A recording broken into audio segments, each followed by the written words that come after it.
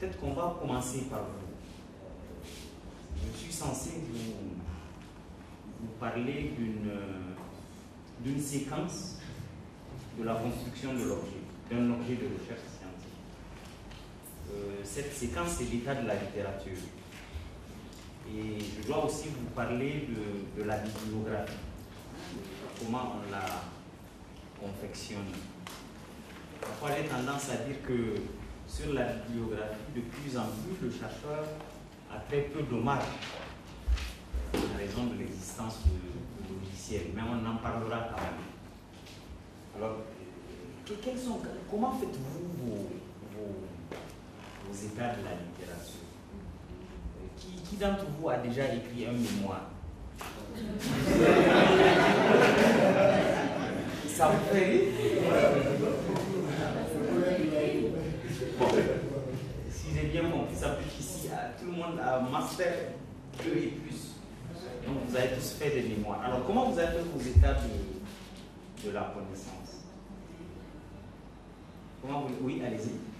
Si je peux essayer d'expliquer comment moi je me suis pris.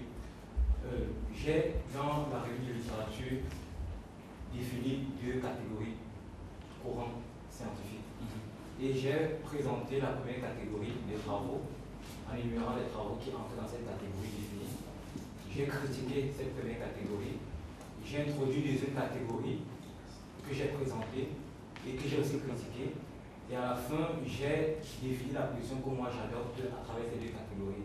La position pouvait être médiane, ou bien je pouvais définir une 3e catégorie qui correspondait bien à mon travail et pouvait s'inscrire dans le thème de connaissances cumulatives.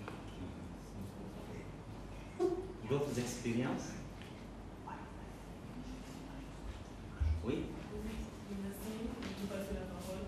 Moi, par contre, j'ai d'abord commencé par essayer de répertorier un certain nombre de choses dans la discipline qui m'intéressait, notamment c'était la gouvernance locale et la gestion, le développement du mal référent. J'ai répertorié un certain nombre d'ouvrages, je les ai lus en faisant des fiches de notes. Et à partir de là, j'ai sorti des thèmes. Et à partir des thèmes, je faisais dans des discussions, je concluais. Merci. L'état de la question, l'état de la littérature, sur un sujet, je pense que moi je le fais à plusieurs niveaux. D'abord, il y a la partie que je présente dans le document, et il y a une partie que je ne présente pas. Et la partie que je ne présente pas, c'est cette partie générale, les lectures des documents que je trouve à gauche et à droite qui m'ont fait à ma question et qui m'amènent à construire mon objet. Et après, je regarde aussi les documents plus spécialisés, mais cette fois-ci, je les regarde de manière thématique. Par exemple, si je travaille sur les mécanismes hybrides de financement de santé, les mécanismes hybrides de mise en œuvre des politiques de financement de santé, je vais regarder ce que les gens ont dit sur l'hybridité, ce que les gens ont dit sur les mécanismes de financement de santé, ce que les gens ont dit sur la politique publique. Donc, dans le texte que je vais présenter dans le document, je le fais en séquence. Et bon, en amont, j'ai déjà fait une partie des trucs que j'ai reçus sur la santé, la politique publique, etc., que je ne présente pas forcément dans le document, mais qui m'aident à construire en partie l'objet de recherche. Dernière expérience? Ouais. Moi, je me suis référé à 4 auteurs qui ont travaillé sur la même thématique que moi et qui ont regardé le problème sous un certain angle. Et je vois leur mérite, et puis bon, je montre aussi les faiblesses de chacun, puis après je me positionne, pour dire dans quel sens moi je vais aller, et puis bon, alors qu'est-ce que je pourrais apporter à la question. C'est intéressant parce que vous avez tous des expériences différentes. Pour moi, on a des expériences différentes parce qu'au fond, on ne nous l'apprend jamais. On nous le dit parfois dans les manuels qu'il faut faire un état des connaissances, mais on ne dit jamais comment il faut le faire. De façon générale, c'est un système de débrouille ou de reconstruction post-recherche. Souvent, bon, je pense qu'on peut considérer qu'il y a plusieurs catégories. Il y a des universités dans lesquelles, dans les cours de méthode, on impose aux étudiants des démarches données dans le déroulement de la présentation de leurs travaux. Et quelque part, on va dire de faire l'état de la connaissance. Bon, souvent on le fait comme une espèce de figure imposée. Et je dirais souvent, sans qu'elle soit intégrée dans la recherche. Et je pense que c'est une partie dans le travail académique qu'on fait de façon spontanée le plus souvent, quand on est jeune chercheur. C'est-à-dire ça ne fait pas partie des premières choses, des premières démarches qu'on s'impose de façon systématique. Quand on commence une recherche, assez souvent on va chercher des livres qui portent sur le thème de notre recherche. Je travaille sur la santé des adolescents, donc je vais aller chercher santé des adolescents, tout ce que je trouve. Je le lis pour me faire une culture générale, et ce sont ces ouvrages-là qui vont faire partie de mon état de connaissance. Assez souvent. Parfois aussi, je le fais à la fin. Au moment où je commençais à rédiger mon travail, je me dis, mince, je n'ai pas fait l'état des connaissances. Et là, je vais essayer de voir qu'est-ce que j'ai déjà utilisé et qu'est-ce que je peux encore utiliser. Et je m'impose cet exercice. Je pense que, bon, on le trouve dans les ouvrages anglo-saxons. Hein. Peut-être que je vous remettrai un texte à la fin de l'université d'été. Généralement, les ouvrages anglo-saxons prévoient toujours des parties assez substantielles sur comment on fait une revue de la littérature. Et surtout à quoi elle sert dans un processus de recherche. Ici, dans l'exposé que je vais avoir, c'est vraiment un exposé artisanal. Artisanal au sens où je vais essayer de montrer comment on l'a fait. Sans insister sur des catégories analytiques trop sophistiquées. Je l'ai faite comme vous, hein, peut-être avec un peu plus de savoir-faire, mais je l'ai faite comme vous et je ne la ferai probablement pas comme vous êtes en train de le faire maintenant. Et je vais donc essayer, dans cette communication, de dire comment on fait une revue de la littérature. Et surtout, je pense que quand on comprend mieux à quoi elle sert, on accepte mieux de la faire de façon organisée et systématique. C'est vrai que nous avons normalement tous la fâcheuse habitude, enfin presque tous, la fâcheuse habitude, disons, de lire les ouvrages scientifiques comme on lit des romans photos, comme on lit des romans topo. C'est-à-dire, je le lis, j'essaie de capter l'histoire qu'on me raconte. Parfois, pour les littératures académiques, quand on les lit, c'est difficile. Et puis, on dira tel auteur est dur, et on le met de côté. C'est comme un de mes camarades qui a essayé de lire le métier du sociologue de Bourdieu. Vous savez, ce que Bourdieu a lui-même dit, c'est les 100 premières pages de l'ouvrage. Au bout de 10 pages, il a dit « Ah non, c'est pas intéressant. C'est pas intéressant. » Parce que c'est inaccessible pour lui. Je pense que nos pratiques de lecture scientifique ou académique sont assez souvent des pratiques ordinaires. On lit les ouvrages académiques comme on lirait les romans. Je pense que la lecture de l'ouvrage académique, elle vous impose un certain nombre de démarches. Généralement, quand un étudiant vient à l'étape de la production de la connaissance, on peut dire qu'il a lu peut-être 1000 livres, j'exagère, 500 déjà, ou en tout cas 500 références. J'allais dire qu'il a déjà résumé, pour lesquels il a déjà fait des fiches, et qu'il a retenu, qu'il connaît par cœur. Ne vous découragez pas, hein. Je ne voudrais pas dire que vous êtes de mauvais étudiants. Je sais que beaucoup ne le font pas, peut-être à commencer par moi. Mais la démarche est que quand vous arrivez, vous avez déjà une pratique de la lecture. L'idée selon laquelle la pratique de la lecture académique, d'abord je lis, pour lire quand même il me faut déjà de quoi prendre des notes. ou si l'ouvrage m'appartient, il me faut des crayons en couleur. Vous voyez, même moi, en Allemagne, j'ai acheté plein de crayons en couleur parce que mon stock est fini. C'est toujours très intéressant parce que ça vous permet, quand vous lisez, vous voyez, ça c'est les derniers paquets de crayons en couleur que j'ai acheté. Ça c'est un outil de lecture. Il y a aussi d'autres choses hein, que vous pouvez prendre. Je les ai amenés exprès pour vous mystifier. Pour vous montrer que on finit jamais d'apprendre. Et que chaque fois qu'on apprend, ah oui, il y a ça aussi, vous voyez, les types de choses à retenir. Ah oui, il faut aussi des stylos fins pour pouvoir écrire lisiblement sur les endroits où on met une annotation. Quand vous êtes comme moi, quelqu'un qui n'aime pas qu'on écrive sur ses livres, enfin, qui fétichise un peu les ouvrages, je pense qu'il y a plein d'outils de lecture que vous pouvez posséder et qui sont une façon de lire en retenant ou en revenant sur ce qu'on a lu. Bon, je sais qu'on ne le fait pas, mais vous avez la chance de le commencer en commençant vos études doctorales. Je pense que ce n'est pas trop tard. Et donc, quand on lit, quand je veux lire Thomas Birschenk, par exemple, je ne le lis pas comme un roman. Je suis obligé d'avoir un carnet de notes, je suis obligé d'avoir l'article avec des stylobos ou avec plein de crayons de couleur pour essayer de le retenir. Et quand je le lis, j'essaie de voir sur quelle est la problématique de son texte. Oui, j'ai oublié de le dire.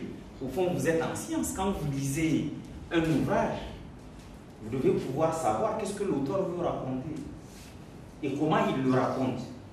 Ce sont des démarches qu'on doit avoir pour la lecture des articles. C'est aussi des démarches qu'on doit avoir pour la lecture des ouvrages. C'est indispensable. Sans ça, on n'a pas lu l'ouvrage. Quand on lit un chapitre de livre, c'est la même démarche qu'on doit faire. Et donc, je pense qu'il est extrêmement important, pour pouvoir faire une revue de la littérature, il faut déjà savoir lire. Et quand on lit, il faut savoir retenir ce qu'on a lu. Et étant donné qu'on a une tête de gens normaux, il faut pouvoir prendre des notes et les mettre quelque part et se souvenir, ou plutôt les utiliser chaque fois qu'on veut travailler. Ça, c'est une démarche importante. Je pense que, bon, assez souvent, je commencerai par là, ce serait mon premier point, c'est un constat. Quel constat on fait quand on lit les travaux des étudiants en ce qui concerne les questions de la littérature? Quels sont les constats? Le plus souvent, et je pense que, à part l'un d'entre vous tout à l'heure, quand je vous ai demandé de réagir, à part un d'entre vous, personne n'a parlé des objectifs de sa recherche. Et donc, le plus souvent, il me semble que, bon, on a l'impression que la revue de la littérature, c'est simplement un paragraphe à faire, une figure imposée, comme je l'ai dit tout à l'heure. Mais je pense aussi qu'à beaucoup d'égards, elle ressemble à une bibliographie à noter. C'est comme si vous dressez un ensemble de livres que vous résumez. Parfois, honnêtement, de façon extrêmement générale, de fait qu'on ne retient pas grand-chose de votre lecture. Ça ressemble à des livres que vous faites parler dans la généralité, sans toujours les mettre en lien avec les objectifs de votre recherche. Les objectifs de votre recherche, ce ne sont pas les thèmes de votre recherche. Attention, dans un travail de sciences sociales, il y a le thème de la recherche, je travaille sur la santé des adolescents. Mais il y a mon problème de recherche. Qu'est-ce que je cherche à résoudre? Qu'est-ce que je cherche à dire sur la sexualité des adolescents? Qu'est-ce que je veux qu'après la lecture de mon travail, on retienne? Je pense que c'est un aspect très important. Jusqu'à présent, vous tous avez parlé comme si vous étiez sur des thèmes de recherche et que votre recherche en matière d'état de la littérature a surtout porté sur un état de la littérature sur vos thèmes de recherche, pas sur vos problèmes de recherche. Ça veut dire que assez souvent vous commencez cet exercice, bon, comme ça, sans lui assigner des buts. sans lui assigner des buts. En réalité, une lecture n'est intéressante quand on fait de la recherche que quand on sait ce qu'on cherche. Quand on ne sait pas ce qu'on cherche, c'est extrêmement difficile d'avoir des lectures intéressantes et utiles. Le plus souvent, ce qui nous arrive à tous, je suis passé par vous, hein, ce qui nous arrive le plus souvent, c'est que c'est à la fin de notre travail qu'on essaie de le rationaliser, de le reconstruire a posteriori. C'est à la fin de notre travail, on se dit, mince, je n'ai pas fait ça, et donc comment je vais pu le faire, et je le reconstruis. Tout simplement parce que le plus souvent, l'un des exercices favoris des étudiants, c'est de se foncer la tête baissée dans leur thème de recherche et de commencer leur thèse sur la base du thème de recherche, sans que ce qu'ils cherchent à faire ressortent clairement. Et donc, je pense que ça, ce sont des constats qu'on fait le plus souvent et sur lesquels, bon, évidemment, ça n'a pas beaucoup d'utilité.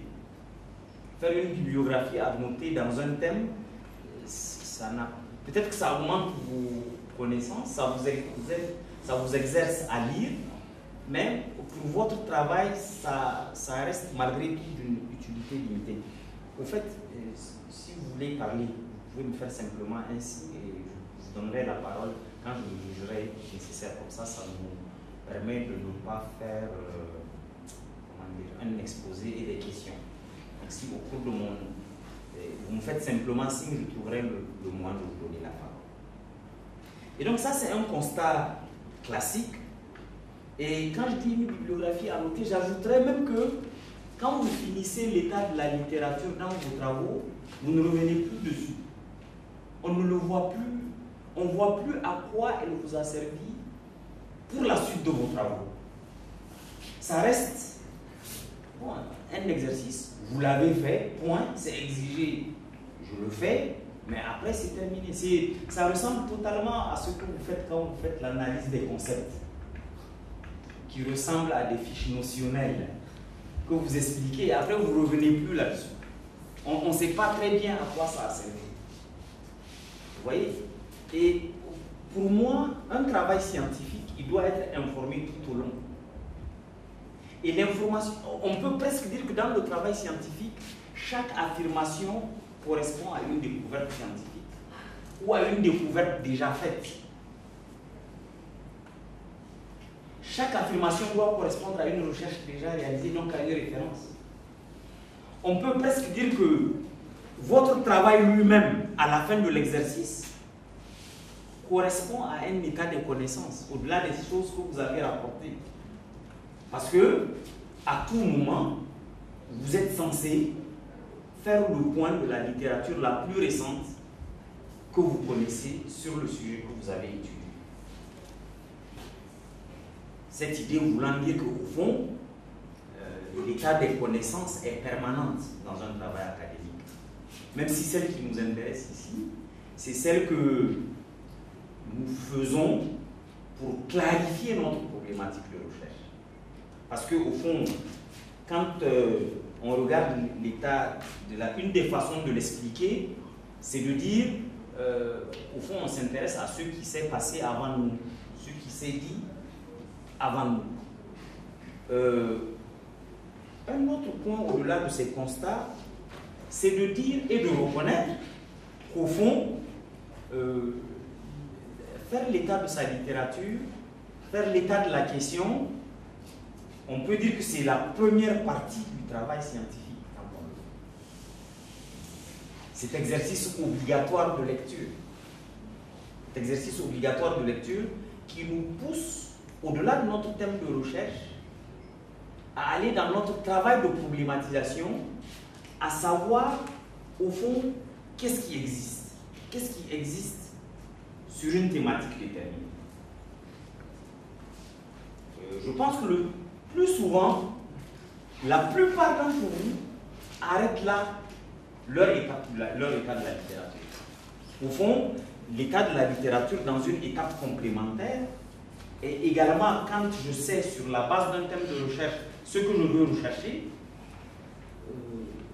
d'identifier le message spécifique que moi, en tant que chercheur, je voudrais explorer et étudier.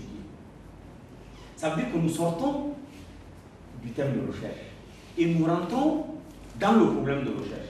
Le problème de recherche lui-même est le fruit, au fond, d'une exploration. Je peux décider de dire que je vais essayer de répéter le travail que Elias a fait dans la société de Kourou. Oui, on peut décider d'emboîter le pas, mais à condition de savoir qu'on emboîte le pas. Parce que le plus souvent, nous avons des... Qu'est-ce que j'allais dire? Nous avons des complexes de Zorro. Quand nous venons, nous avons toujours l'impression que nous sommes les premiers à avoir exploré le sujet. C'est l'impression que vous donnez parce que quand vous le posez, on a l'impression que vous le posez comme si vous donniez un exercice à un élève. Souvent, vous posez des séries de questions qui sont le plus souvent des questionnements que vous appelez problématiques. En réalité, quand vous arrivez à poser votre problème de recherche, il faut pouvoir le situer dans un contexte de connaissance, dans un environnement de connaissance.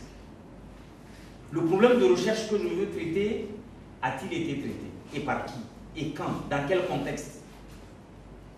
Ce sont des interrogations qu'il faut avoir de façon obligatoire. Parce que, a-t-il été traité? Oui, au Mexique, on l'a traité. Mais voici l'angle qui a été privilégié. En Afrique du Sud, on l'a traité. Mais c'est que l'aspect historique qui a émergé. Et je peux faire toute une série de repères qui me permettent de bien savoir, moi, dans cette configuration de connaissances, quel est l'aspect particulier qui intéresse mon travail.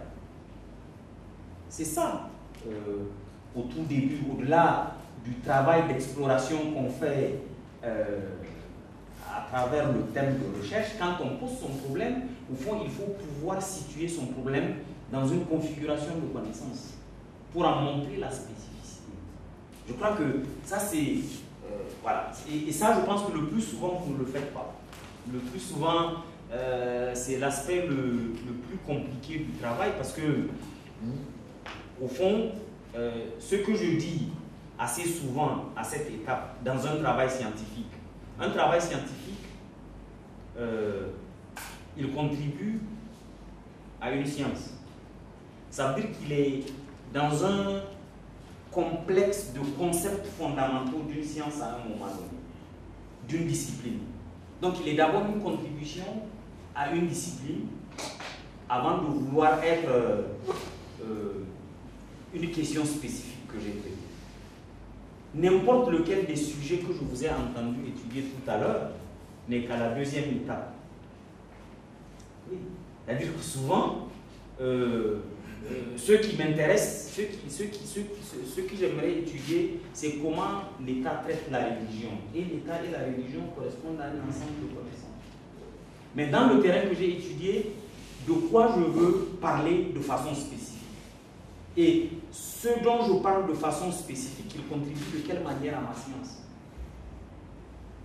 Ce dont je parle de façon spécifique est dans un complexe de connaissances. Tout comme la contribution scientifique qu'il peut avoir dans une discipline déterminée est aussi un complexe de connaissances. Ça veut dire que dans les deux cas, il n'est pas possible d'arriver à des résultats importants, à des résultats intéressants, si je n'ai pas une bonne connaissance et de la littérature générale et de la littérature spécifique liée au terrain que je veux étudier. Est-ce qu'on est d'accord? Est-ce que c'est vrai que vous ne l'avez pas fait? Non? Vous l'avez fait? Hein? Bon, je pense que c'est quand même, il faut, et du coup, mais c'est l'état de la littérature qui fait que vous n'êtes pas un journaliste. Parce qu'un journaliste, il peut venir observer un fait et le décrire. Comme vous faites le plus souvent d'ailleurs dans vos travaux. Je vais dans un hôpital et j'observe le comportement des adolescents et je rapporte ce que les adolescents ont fait. Mais ça, n'importe quel journaliste peut le faire. On n'a pas besoin d'être anthropologue. Il suffit d'avoir un sens d'observation et une capacité à écrire. Ce qui fonde une différence par rapport aux journalistes, c'est notre capacité à mobiliser des connaissances que eux n'ont pas le temps de faire et que eux n'ont pas appris. C'est ça. Au fond, vous allez voir que le journaliste va parler de constitution, mais il n'a pas besoin de connaître le droit constitutionnel. Mais il faut que quand un juriste spécialiste de la constitution écrit, qu'on sente que ce n'est pas un journaliste. Et c'est dans sa capacité à manipuler des concepts, c'est dans sa capacité à avoir des connaissances, c'est dans sa capacité à avoir un langage spécifique qui est celui de sa discipline. Et ça, c'est ça qui fonde votre différence. Le fait d'identifier un terrain, de travailler sur ce terrain, d'en rendre compte, ne suffit pas à donner à votre travail la dimension scientifique qui est la sienne. Encore faut-il que, une fois que vous avez identifié votre terrain, que vous avez travaillé dans votre terrain, que vous puissiez comprendre la contribution de votre travail à la connaissance de façon générale, qui est celle de votre discipline, qui, elle, est également un ensemble de concepts fondamentaux. On est d'accord? Bon, on pourrait revenir là-dessus. Alors, pour moi, dans ces conditions, faire un état des connaissances est une marque de connaissance tout court. C'est ce qui montre que l'étudiant, il a de la connaissance. C'est ce qui montre qu'il a lu. Et il a lu l'essentiel des connaissances dans le domaine qu'il veut explorer. Un certain nombre de chercheurs travaillant sur les questions de méthode ont dit que le principal péché du chercheur, c'est l'ignorance. C'est-à-dire étudier un domaine sans savoir qu'est-ce qui a déjà été fait dans le domaine que vous étudiez. Vous savez que ça arrive souvent. Nous travaillons et finalement nous découvrons que ce que nous avons fait a déjà été dit. Nous travaillons, on se rend compte que non, ça a été traité depuis longtemps. Et ça, c'est dû au fait que nous n'avons pas assez exploré notre sujet et la littérature qui le concerne pour que nous puissions avoir une appréhension la plus exacte possible de notre objet. Le péché de l'ignorance, c'est vraiment un péché qui est courant dans notre métier, notamment chez les jeunes chercheurs. Le plus souvent, le prétexte qui est pris dans nos pays, c'est de dire qu'il n'y a pas de documentation. Maintenant, c'est fini. Là, vous ne pouvez plus dire ça. En tout cas, à Niamey, ce n'est plus possible. Il n'est plus possible à Niamey de dire non, il n'y a pas de documentation à jour. Depuis que nous avons Ramatou ici, vous l'avez vu, on vous l'a présenté probablement, elle a tout le capital de l'IRD en matière de revue électronique. Et ce n'est pas un petit capital. Pas seulement pour les sciences sociales, mais pour toutes les autres sciences. Vous pouvez venir lui demander, elle vous fait la recherche. Si vous avez la capacité d'être gentil, elle peut même vous les copier et vous les donner. Donc, je veux dire, ce n'est plus tenable. Il n'est plus possible aujourd'hui de dire qu'on fait un travail qui n'est pas à jour en termes d'état de connaissance. Peut-être que nous, on aurait pu le dire quand nous étions étudiants, mais pas vous. Nous, on a l'excuse de faire des travaux insuffisants, même vous, c'est pour ça qu'on est sans compromis sur ce sujet. Il est indispensable. Aujourd'hui, la connaissance est accessible. Le gros problème, c'est comment on l'utilise. Évidemment, dans l'utilisation, parfois on plagie, il y a beaucoup de plagiat maintenant, parce qu'on va sur Google, on ramasse, on trouve, on copie. Enfin, bon. Je pense que quand même, aujourd'hui, vous n'avez plus d'excuses. Vous n'avez plus d'excuses et je pense que avoir ce péché du chercheur, vous devrez plutôt évoluer dans un espace où il n'y a plus de péché normalement. L'ignorance ne doit plus être votre... Et je dois dire qu'à cette étape, normalement, chacun d'entre vous, à la fin de sa recherche, doit avoir 500 fiches bien écrites de tous les livres qu'il a lus, de tous les articles qu'il a lus, de tous les rapports qu'il a lus. où il les résume dans leur généralité et où il dit exactement quelle a été la contribution de cet ouvrage à sa propre recherche. Vous l'avez fait? Non, c'est juste pour moi. Non, je sais qu'on ne le fait pas. Je sais que vous ne le faites pas. J'aurais dû vous apporter les fiches de mon mémoire de maîtrise qui existent encore et que je consulte encore quand j'ai besoin de savoir certaines choses. Parce que l'intérêt principal de faire cet exercice, c'est que vous l'avez à vie. C'est ça c'est-à-dire que vous ne travaillez pas pour travailler dans 6 mois, vous ne travaillez pas pour travailler au prochain diplôme, mais vous travaillez même quand vous êtes devenu chercheur après, quand vous avez envie de revenir sur l'ouvrage de Gramsci, par exemple, dans ce que vous avez lu, vous revenez là-dessus et vous essayez disons, de comprendre qu'est-ce que vous avez écrit vous-même à cette période, dans cette compréhension. Est-ce qu'il faudrait relire, est-ce qu'il y a des nouvelles lectures à faire pour revoir les choses de nouveaux jours, etc. Donc, contre le péché mignon des chercheurs, ou plutôt des jeunes chercheurs. Ah oui, l'un de vos problèmes est aussi dans ce domaine de lire les grands chercheurs et de dire, ah, il n'y a pas beaucoup de bibliographie, donc moi aussi je peux le permettre de le faire. Oui, il y a un certain nombre de chercheurs qui ont 65 ans et plus, quand ils écrivent, mais ce n'est pas des modèles pour vous. Entre nous, quoi. Ce n'est pas des modèles pour vous parce que eux, on ne doute plus. Je veux dire, on ne doute plus qu'ils soient capables de travailler à partir de... Il y a des procédures qui deviennent automatiques. Et d'ailleurs, souvent, quand ils font ce type d'écrit, ils précisent que c'est problématique, c'est un essai, que c'est programmatique, c'est un essai, et il y a tout un ensemble de choses qu'ils mettent à jour. Mais vous ne pouvez pas le faire. Si vous le faites, vraiment, ça marque de l'ignorance. Vous ne pouvez pas dire qu'un chercheur qui a fait une longue carrière de 40 ans, qu'il est ignorant.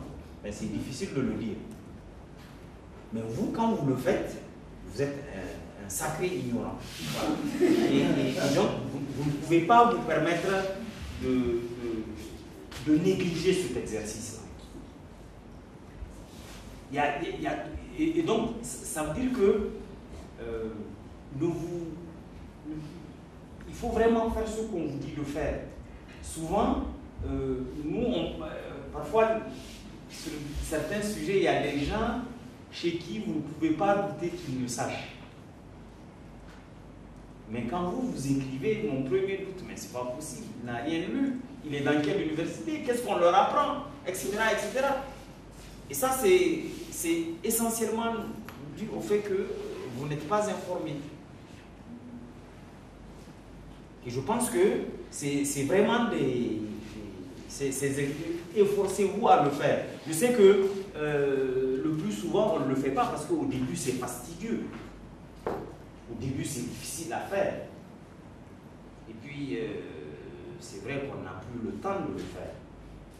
Mais il faut prendre le temps de le faire parce qu'une fois qu'on l'a fait, on l'a fait. Une fois qu'on a lu un livre, qu'on l'a mis en fiche, vous auriez dû demander à Bruno de vous donner de vous montrer sa base de données. Une base de données que je sais qu'il tient depuis 1997, de tous ceux qui l'ont lu. Une base de données virtuelle où ou à Jean-Pierre, vous auriez pu demander à Jean-Pierre, il a une base sur, comment s'appelle ce logiciel qui lui permet, chaque fois qu'il fait une recherche, de mettre un mot-clé et il sort tous les livres qu'il a lus sur le sujet. Ou plutôt, il sort les fiches qu'il a effectuées sur tous les ouvrages qu'il a lus. Et bien ça, c'est un exercice qu'il faut commencer maintenant, ce n'est pas trop tard. Surtout quand vous êtes en début de thèse, je pense que c'est le moment idéal de le commencer. Si à la fin de la thèse, vous avez lu 2000 livres, vous voyez bien que vous-même, vous serez un savant, quoi. Il n'y a rien à dire. 2000 livres chez quelqu'un qui, quand il capitalise jusqu'au début de sa thèse, il n'a lu que 50 articles et 20 livres, non, et 5 livres. Voilà, c'est ça, je pense que c'est ça qui vous permet, sur un thème donné, d'avoir un état de connaissance qui soit sérieux. Quelles sont les caractéristiques d'un bon état de la connaissance? Je pense que la première caractéristique d'un bon état de la connaissance, c'est qu'il faut que vous travaillez avec des connaissances qui sont à jour. Je pense que vous faites un état de la connaissance et la littérature que vous étudiez finit en 1973. Ce n'est pas une hypothèse d'école. On le voit. Je me souviens justement pour le compte de l'APAD au début des années 90, j'ai fait une fiche un résumé de lecture du livre d'un monsieur, un livre sur la culture d'un monsieur qui s'appelle Dominique Desjeux. Et ça se trouve que le livre a été publié l'année où je l'ai lu, mais ces littératures les plus anciennes datent de 10 années avant. Ça veut dire que c'est un livre que l'éditeur a édité sans regarder la mise à jour des connaissances. Normalement, un éditeur normal ne dit pas ça. Ou l'auteur lui-même a pris un vieux travail qu'il a transformé en livre et qu'il a publié. Ce livre est paru au début des années 90, je ne peux pas vous dire quand, peut-être 92-93, mais les références les plus récentes qu'il a utilisées sont des 79, 80, etc. Et ça veut dire que si vous faites un état de la littérature et que les connaissances que vous étudiez sont des connaissances qui ne sont pas à jour, on va dire, mais celui il vit où? Il vit quand? Il a écrit quand? Oui. Donc, vous devez avoir des connaissances à jour. C'est-à-dire que vous devez avoir sur votre sujet les connaissances les plus récentes. Parfois, je suis en pleine écriture et il y a un livre qui paraît, qui touche à ma recherche, mais je dois essayer de l'évaluer par rapport à ce que je suis en train de faire. Elle doit être à jour. Ça, c'est... si vous ne faites pas ça, il y a un problème. Je sais qu'ici, dans nos pays, dans nos universités, les gens le font. Parce que c'est ça qu'ils trouvent dans les centres de documentation. Parce que les centres de documentation... Mais aujourd'hui, ce n'est plus possible de le faire. Et d'abord, il est possible d'avoir une bibliographie sur un sujet, sur les connaissances les plus récentes. Ça existe et c'est possible.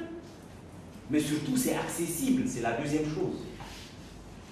Puisque maintenant, certains éditeurs offrent même des lectures de livres en ligne. Enfin, en ligne, dans des livres que vous ne payez pas. Parce que quand vous venez lire un livre sur votre ordinateur ou la SNEL, vous ne le payez pas. Donc, on peut le faire. Et donc, je pense qu'il est extrêmement important de travailler à partir d'une littérature à jour. Deuxième caractéristique, c'est une littérature qui doit être pertinente par rapport au sujet qu'on traite. La question de la pertinence est très importante. Vous allez tomber sur des chercheurs, dans leur travail de bibliographie, vous allez trouver, disons, 200 livres. C'est beaucoup, hein? Et un de vos réflexes, c'est de dire, mais bon sang, il a lu tout ça? C'est pas possible. C'est pas possible. Il ne peut pas avoir lu tout ça. En fait, la lecture académique, comme je le dis, ce n'est pas la lecture d'un roman. Quand vous faites un travail sur un sujet, ce qui importe, j'insiste bien, ce qui importe, ce n'est pas de le lire ou de l'avoir lu. Ce qui importe, c'est qu'est-ce qu'il apporte à votre travail. Ça veut dire que vous pouvez rassembler 100 livres. En les lisant, vous pouvez savoir s'il a un lien avec votre travail. Et vous pouvez même savoir quel est le chapitre qui vous intéresse, que vous allez utiliser. Mais ça, c'est un exercice que vous ne pouvez pas faire si votre problème de recherche n'est pas clair dans votre tête. Si vous venez vous dites, moi j'étudie l'État au Bénin. L'État au Bénin, ce n'est pas un problème de recherche, je regrette. Un journaliste peut étudier l'État au Bénin. Il s'assoit dans son bureau avec son café et puis à midi, il a un article sur l'État au Bénin. Il raconte ce qu'il a envie de raconter, il raconte ses sensations et ses impressions. Vous n'êtes pas là pour raconter vos sensations et vos impressions. Ça, il faut laisser ça, comme on dit au Niger, à vos fadas. C'est-à-dire dans les endroits où vous mystifiez vos petits frères, où vous mystifiez vos copains de quartier qui n'ont pas de connaissances académiques. Quand on est entre nous, il en faut beaucoup plus. D'accord? Entre nous, il en faut beaucoup plus. Ça veut dire que vous pouvez prendre, je peux prendre un livre donné, mais quand je fais de la recherche, que je le lise, mais si je ne sais pas moi-même qu'est-ce que je veux faire dans ma recherche, mais je ne peux pas le lire de façon sérieuse. Je risque de le lire en entier. Au contraire, si je sais ce que je cherche, je vais prendre mon bouquin, je vais très rapidement voir s'il traite du sujet, s'il traite de mon problème de recherche et comment il l'a traité. Et s'il ne traite pas du tout de mon problème de recherche, je le mets de côté. Mais je l'ai consulté quand je faisais mon travail. Je peux donc l'inscrire dans ma bibliographie à travers les ouvrages que j'ai consultés. Donc on peut consulter sans lire. On peut consulter uniquement pour voir si c'est un ouvrage qui m'intéresse ou non. Il a parlé de la santé des adolescents, mais il n'a pas parlé du problème qui m'intéresse chez les adolescents. Il a parlé de leur mode vestimentaire. Il a parlé je sais pas, de leur hygiène corporelle. Ah, moi, ce n'est pas ça qui m'intéresse. Et c'est à travers ce type d'exercice que vous pouvez voir qu'est-ce qui fait la pertinence de votre travail, qu'est-ce qui fonde son originalité, qu'est-ce qui fait que ce que vous allez raconter peut intéresser, je ne sais pas, un Camerounais. Je dis un Camerounais parce que ça, c'est la première étape. La plupart d'entre vous, vous avez dit, je fais la santé des adolescents. Bon, votre travail deviendrait intéressant le jour où, quand vous l'exprimez, un Japonais le prend, il dit, ah tiens, ça c'est pas mal. Comment ça se passe? Ah oui, ah oui. Oui, et là, au fond, j'ai pu rapprocher mon travail à un concept fondamental de ma discipline qui lui est le même, qu'on soit au Japon, aux États-Unis, au Niger ou au Bénin. Donc, cette question de pertinence est très importante. Parce que souvent, quand vous faites des états de la littérature, on s'appuie un peu. Quand on le regarde, on dit, mais qu'est-ce que cet ouvrage fait ici? Simplement parce que vous n'avez pas pu savoir exactement quelle est sa place dans votre travail. Et je termine ces questions de caractéristiques en disant, au fond, l'état de la littérature, c'est une marque imposée à toutes les étapes de votre travail, d'une certaine façon. C'est une marque qui intervient à toutes les étapes de votre travail. Chaque fois que vous traitez d'un sujet, il est important que vous sachiez, si par exemple, dans votre problème de recherche, vous avez pu identifier 4 axes de recherche. Mais pour chaque axe, il faut pouvoir faire un état de la littérature. Quand par exemple, vous isolez ce que vous appelez dans votre langage hypothèse, oui, je dis dans votre langage parce que parfois ça ne s'y prête pas, honnêtement. Assez souvent, nous sommes tous victimes, et à commencer par nos collègues enseignants, nous sommes le plus souvent victimes des sciences exactes. Parce que les premiers, je le dis pour les auteurs en français, les premiers ouvrages de méthode qui ont été rédigés pour les sciences sociales en français, les gens qui les ont rédigés n'ont jamais fait le terrain de recherche. Ils se sont contentés de voir comment on peut appliquer en sciences sociales des concepts qui ont été formés pour les sciences exactes. Je commence par exemple, quand vous prenez l'induction et la déduction, amusez-vous, tous les ouvrages en parlent. Mais allez voir Karl Popper, la logique de la découverte scientifique, c'est ça qu'ils ont copié le plus souvent. Ce que Karl Popper dit dans la logique de la découverte scientifique, il le dit pour les mathématiciens. Donc, or la mathématique, c'est une science, elle est abstraite, la mathématique. La mathématique ne fonctionne pas sur la réalité. Il faut le savoir. Et donc, nous, pendant longtemps, on s'est inspiré de ça. Et aujourd'hui, encore dans beaucoup de universités, quand on définit une hypothèse, l'hypothèse doit être ceci, elle doit être... Mais ça, c'est pour les sciences exactes que c'est comme ça. Dans nos sciences, il faut être un peu plus souple, quoi. Parce que si vous êtes comme ça ne fait pas sens, ça fait pas sens. C'est ce qui vous conduit souvent à définir des hypothèses qui sont sans aspérité, qui ne sont pas intéressantes, qui sont des affirmations vides. C'est pas bon à manger. C'est comme quand vous mangez un bon riz et un riz qui n'est pas bon. Ah, quand vous mangez un riz cuit sans sel, ouais. Mais quand dedans vous mettez un peu des bouts d'œufs, des bouts d'oignon, un peu de piment à côté, vous pouvez même le manger sans viande.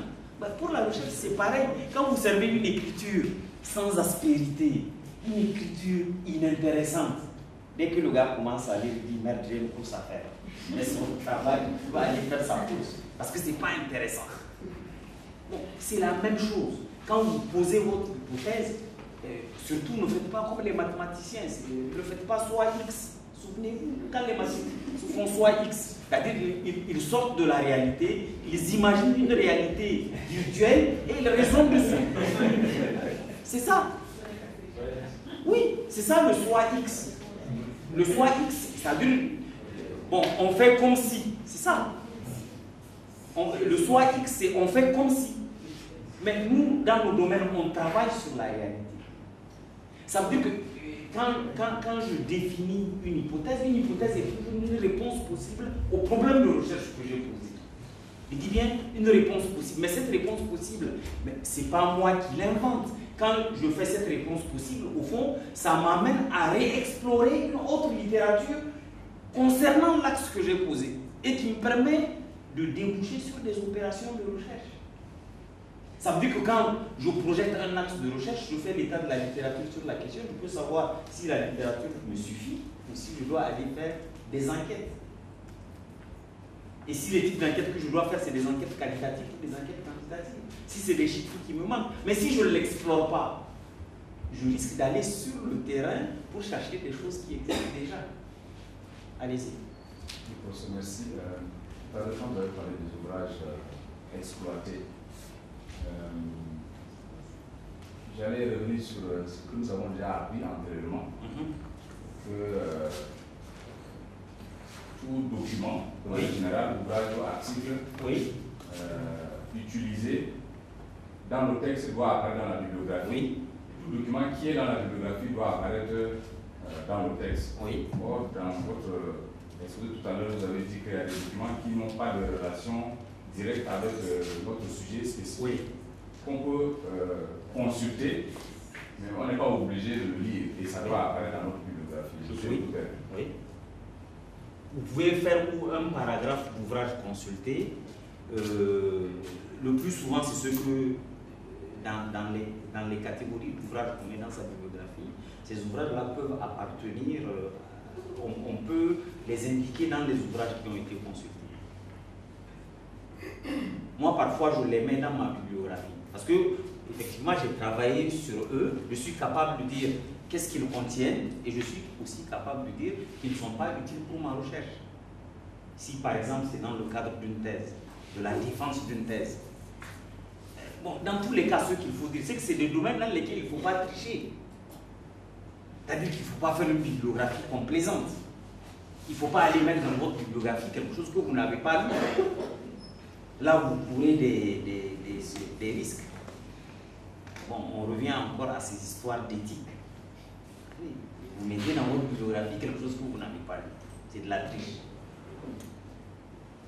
Vous devez nécessairement ne mettre que des choses que vous connaissez. Et parce que votre thèse doit vous correspondre. Qu'est-ce que j'ai dit de grave? Hein? Allez-y. Voilà, merci. Je vais vous interroger sur un problème, un débat, par rapport à la formulation ou bien au positionnement de l'état de la littérature, prévu de la littérature et de la problématique. Par exemple, moi j'ai travaillé dans le cadre d'un mémoire de master avec un prof et ce que j'ai fait d'habitude, ce qui correspond à ma position, c'est de mettre la revue de la littérature avant la problématique. Et dans un autre excusez-moi, je n'ai pas suivi la dernière séquence. Je disais que j'ai travaillé avec un professeur dans le cadre de mon master. Et ce qu'il m'avait conseillé de faire, et ce que j'ai fait d'habitude, c'est de mettre la revue de la littérature avant la problématique. Oui. Dans un autre master professionnel, j'ai été encadré dans ce master par un universitaire qui m'a imposé de mettre la problématique avant la revue de la littérature. Ce que j'ai dû accepter à contre-cœur. Donc, par rapport à vous, quelle est votre posture par rapport à ce débat? Parce que lui, il me dit que c'est une question d'école. Donc, Quelle est votre question par rapport à ça? Moi, je pense que pour le moment, vous êtes dans un processus d'apprentissage. Quand on est dans un processus d'apprentissage, il ne faut pas que l'apprenti se transforme en sorcier. Vous voyez? Il faut faire des choses classiques. Quand vous aurez fini, vous faites ce que vous voulez. Quand vous serez sorti de notre contrôle, là, pas de problème. Bon. Maintenant, pour revenir à ce que vous avez dit, c'est tout ce que je vous disais tout à l'heure. Quand vous faites de la recherche, c'est quoi votre sujet De thèse. de master là? Je travaille sur la pertinence de l'action non gouvernementale en Casamance. Donc, l'action non gouvernementale en Casamance, c'est ça votre sujet? Donc, pour le moment, vous avez un sujet. Est-ce que vous avez déjà votre problématique? Qu'est-ce que vous voulez montrer dedans? L'inadéquation entre l'offre et le développement, l'écart qu'il y a entre les actions qui ont été proposées et les aspirations des populations. Très bien. Ça veut dire que quand vous allez avoir cette problématique, il faut déjà que vous voyez qu'est-ce qui a déjà été fait sur ce sujet. Ça, c'est le premier état de la connaissance que vous devez avoir. Peut-être que vous allez tomber sur quelqu'un qui a travaillé sur l'offre. Un autre va travailler sur la demande. Un autre a travaillé sur les feux. Et dedans, vous allez voir si ce que vous faites, c'est une réplique de quelque chose qui a déjà été fait, par quelqu'un d'autre et que, de façon délibérée, vous voulez le vérifier en Casamance. Ok? Ou bien, au fond, tout a été fait, y compris en Casamance, et que dedans, vous allez chercher une piste de raisonnement qui soit plus originale. Parce qu'au fond, ça n'intéresse pas beaucoup que vous répétiez ce que les autres ont déjà fait. Les gens vont aller lire ce qui existe déjà. Mais c'est dans cette démarche que vous allez trouver la spécificité de votre travail. Ça, c'est la première étape.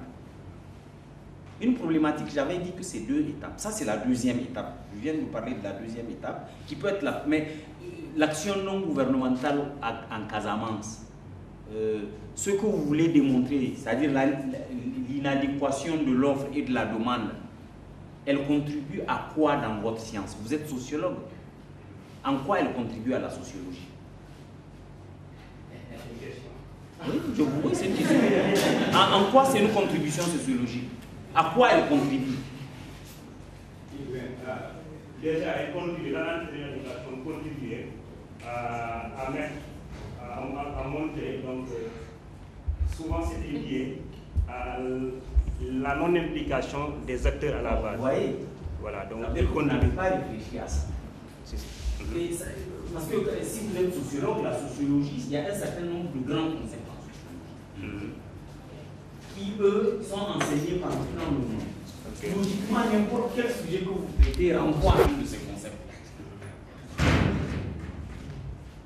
Et généralement, quand vous voyez les titres des thèses et des ouvrages académiques, vous allez voir que le premier titre, la première partie du titre, le grand titre, est toujours un concept. L'espace public introuvable. Si vous prenez Jean-Pierre Olivier de Sarlan, chef et projet au village, le titre de l'article c'est l'espace public introuvable, chef et projet au village. Ça veut dire que son sujet porte sur l'espace public, mais il le démontre sur le terrain des chefs et des projets. Quand il va parler d'espace public au Japon, tout le monde sait qu'est-ce que c'est que l'espace public. Quand il va parler de l'espace public aux États-Unis, tout le monde sait ce que c'est que l'espace public. C'est le terrain qui fait. Ça veut dire que pour votre recherche, il y a encore une autre étape de réflexion que vous n'avez pas faite. Vous voyez, enfin, je ne sais pas si vous comprenez un peu. Et alors, quand vous le rapportez à un concept général de sociologie ou de sciences politiques, mais là aussi, il vous faut faire un état de connaissance. Je veux dire, quand vous parlez de l'espace public, vous n'allez pas venir parler de l'espace public comme cela, tout de go. L'espace public aussi, il faut que vous fassiez le point et que quand vous allez parler d'espace public, à quoi votre terrain vous renvoie, et à quelle littérature il inspire. Ça veut dire qu'ici, rien qu'au niveau de la problématique, vous avez deux étapes dans la production de l'état des connaissances. Une étape qui concerne le terrain sur lequel vous voulez travailler, à partir duquel vous avez défini votre problématique, et les grands concepts auxquels ça renvoie. Que vous explorez, que vous qualifiez, que vous surqualifiez. Est-ce que vous comprenez cela? Vous me suivez? Ça veut dire que moi, pour moi, il faut faire la bibliographie avant la problématique. Bon, pour moi, au fond, il y a deux types de revues de littérature à faire. Il faut nécessairement faire une première revue de la littérature liée au concept, le concept fondamental que vous voulez explorer. Et le deuxième type de littérature, il est lié à la problématique précise de votre travail. Donc, ça veut dire que quand vous êtes ignorant et mal formé, vous ne pouvez pas faire de la recherche. Il y en a qui s'opposent à le faire, mais ça ne donne rien, parce qu'ils ont raté la base. Quand on parlait des concepts, ils séchaient les cours. Ils allaient faire des enquêtes avec les consultants. Oui, c'est ça. Ils allaient faire des enquêtes. Et quand on faisait les cours sur les concepts, au fond, ils ignorent tout. Ou ils n'ont pas bien compris. Ça veut dire qu'ils ne peuvent pas faire de problématiques. Et on les voit tout de suite là, on lui dit, écoute, vraiment, tu ne peux pas faire de la recherche. Je pense que le mieux, c'est d'aller encore travailler, et puis après, on va voir. Mais souvent, ils sont têtus. Il faut qu'ils soient docteurs. Bon, c'est compliqué. Il faut qu'on se dise un peu les choses. Hein. Dans tous les cas, il y a quand même... C'est dire qu'on ne fait pas ici nos étudiants. Tout le monde veut faire un master et quand ils ont le master, tout le monde veut faire une thèse. Mais souvent, il y a beaucoup qui ne peuvent pas faire. On le sait. Il y a beaucoup qui n'ont pas le niveau parce qu'ils n'ont pas bien travaillé. Et donc, vous voyez bien que les types d'exercices à faire, c'est quand même du travail. Et que normalement, si vous le faites dans ces conditions, quand vous sortez, on peut vous confier les étudiants sans risque. Parce que vous avez quand même des bases qu'on peut accepter. C'est ça la logique. Ok? Ça vous va? Ce que j'ai dit?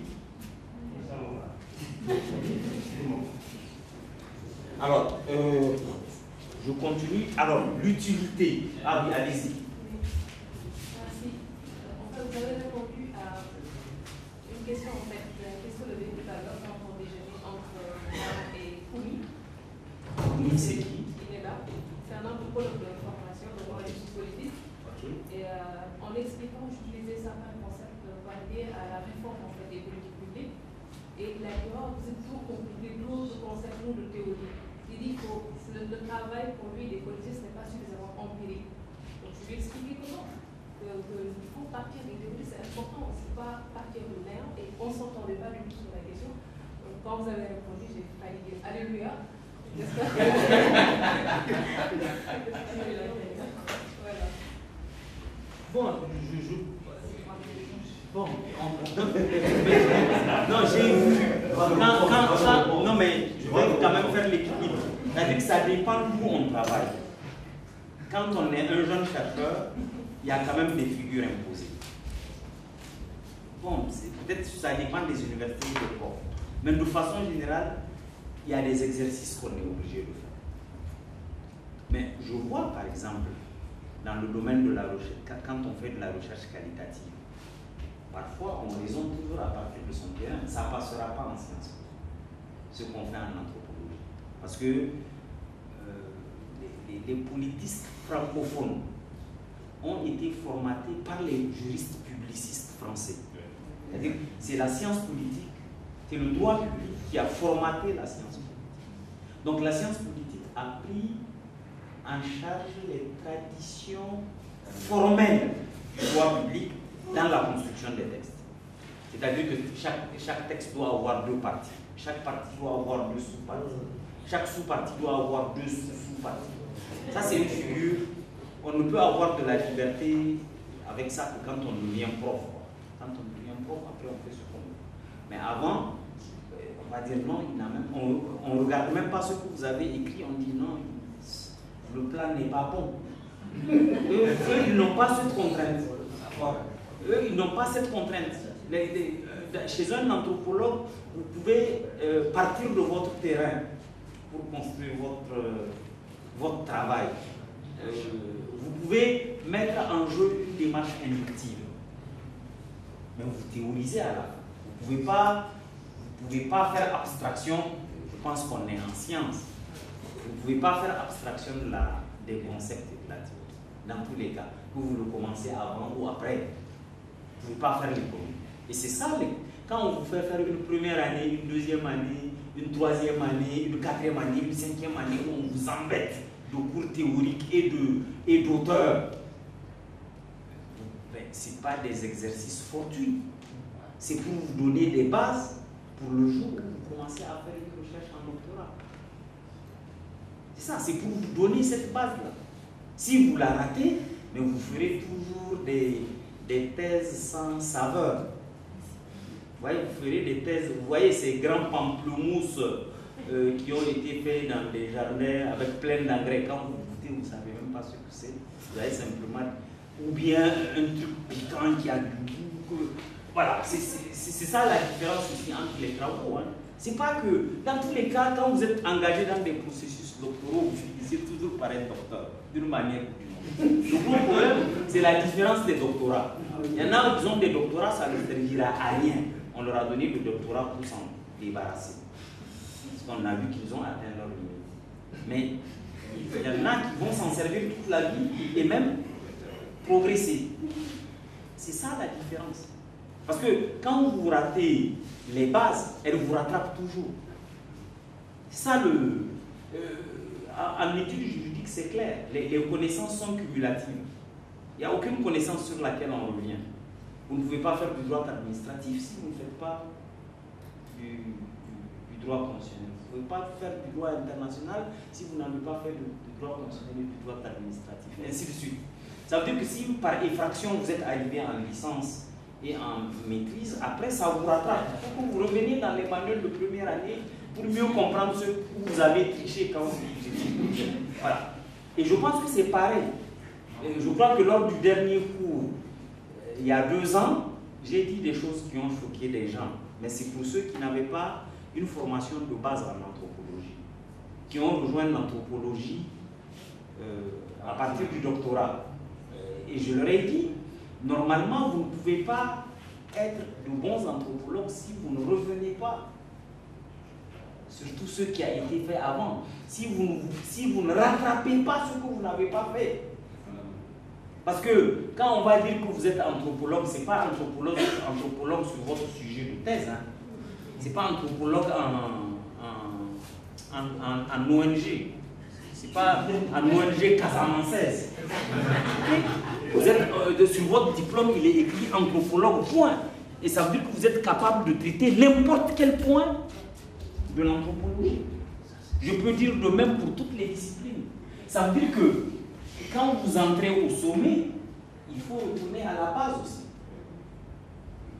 Ça veut dire qu'il y a un capital de connaissances fondamentales qu'il faut acquérir dans sciences sociales, sans lesquelles vous aurez du mal et parfois même l'intérêt à aborder certains sujets.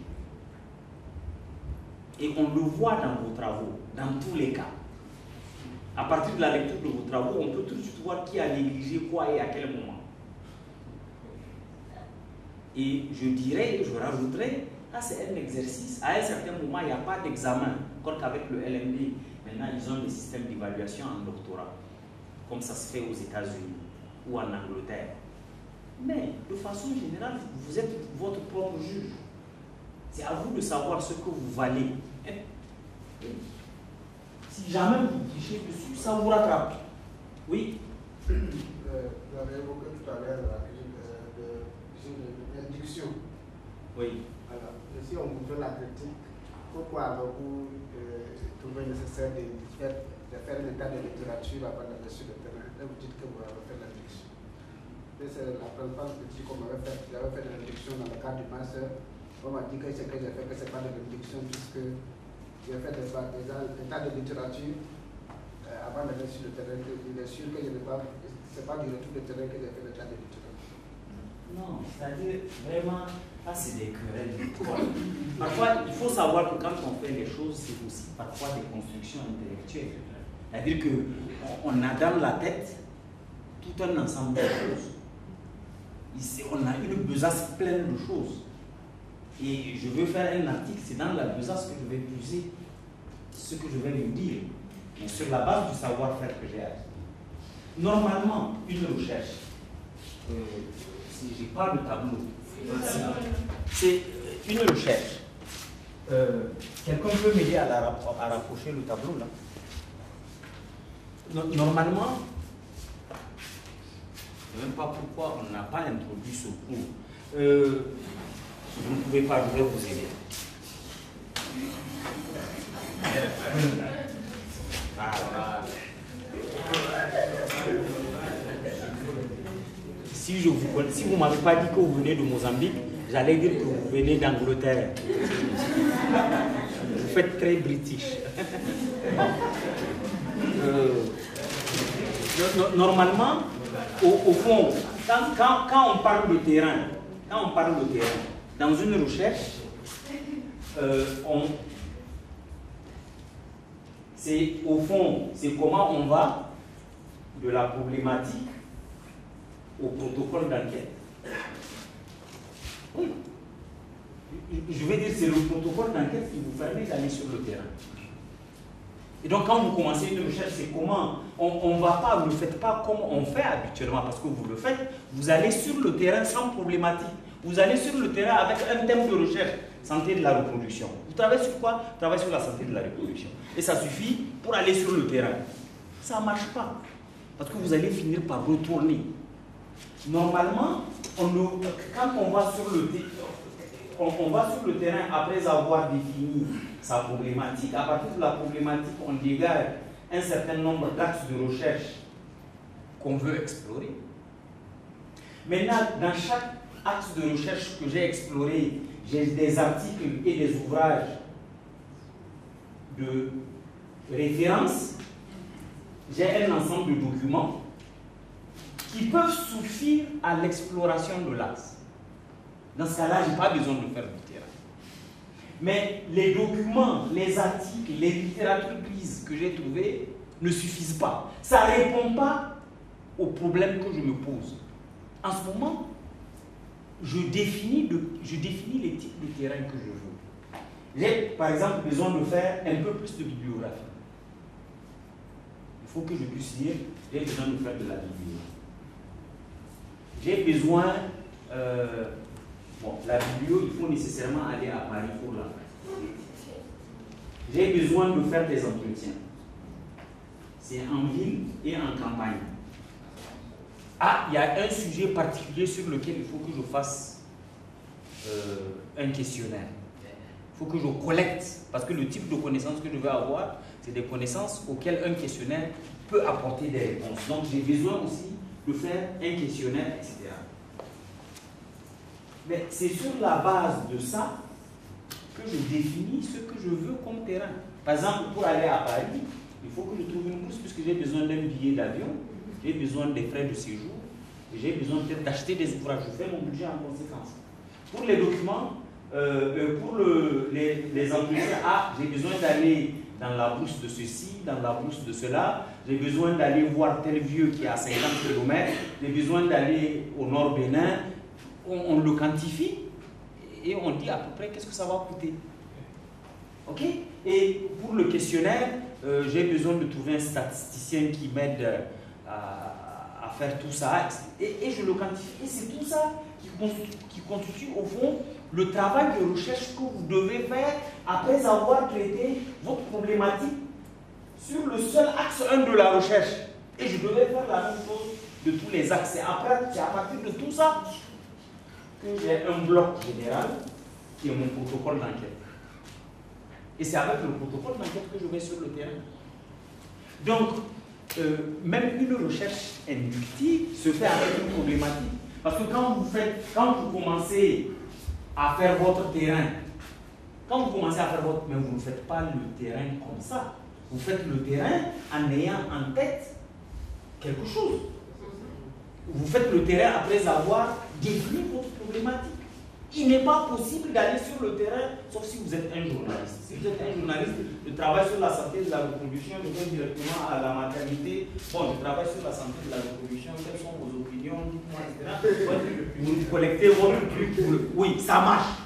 Mais un chercheur ne va pas sur le terrain sans problématique, sauf si c'est une enquête exploratoire qui lui permettra ensuite de déterminer la problématique sur laquelle il va travailler et qui va guider tout l'exercice qui l'amènera à définir un protocole d'enquête et à aller sur le terrain avec son protocole d'enquête. Pour moi, il n'y a pas de doute. Induction, déduction, j'ai presque envie de dire que c'est d'abord des connaissances qu'il faut avoir sur les démarches scientifiques, ce que les livres de méthode donnent. Mais après, ce n'est pas des choses à durcir, parce qu'il y a la chose qu'on apprend dans les cours, mais il y a ensuite comment, nous, en tant que chercheurs, on s'approprie des connaissances et on les expose. Parce qu'un article ou un exposé, c'est simplement une technique de transmission de connaissances.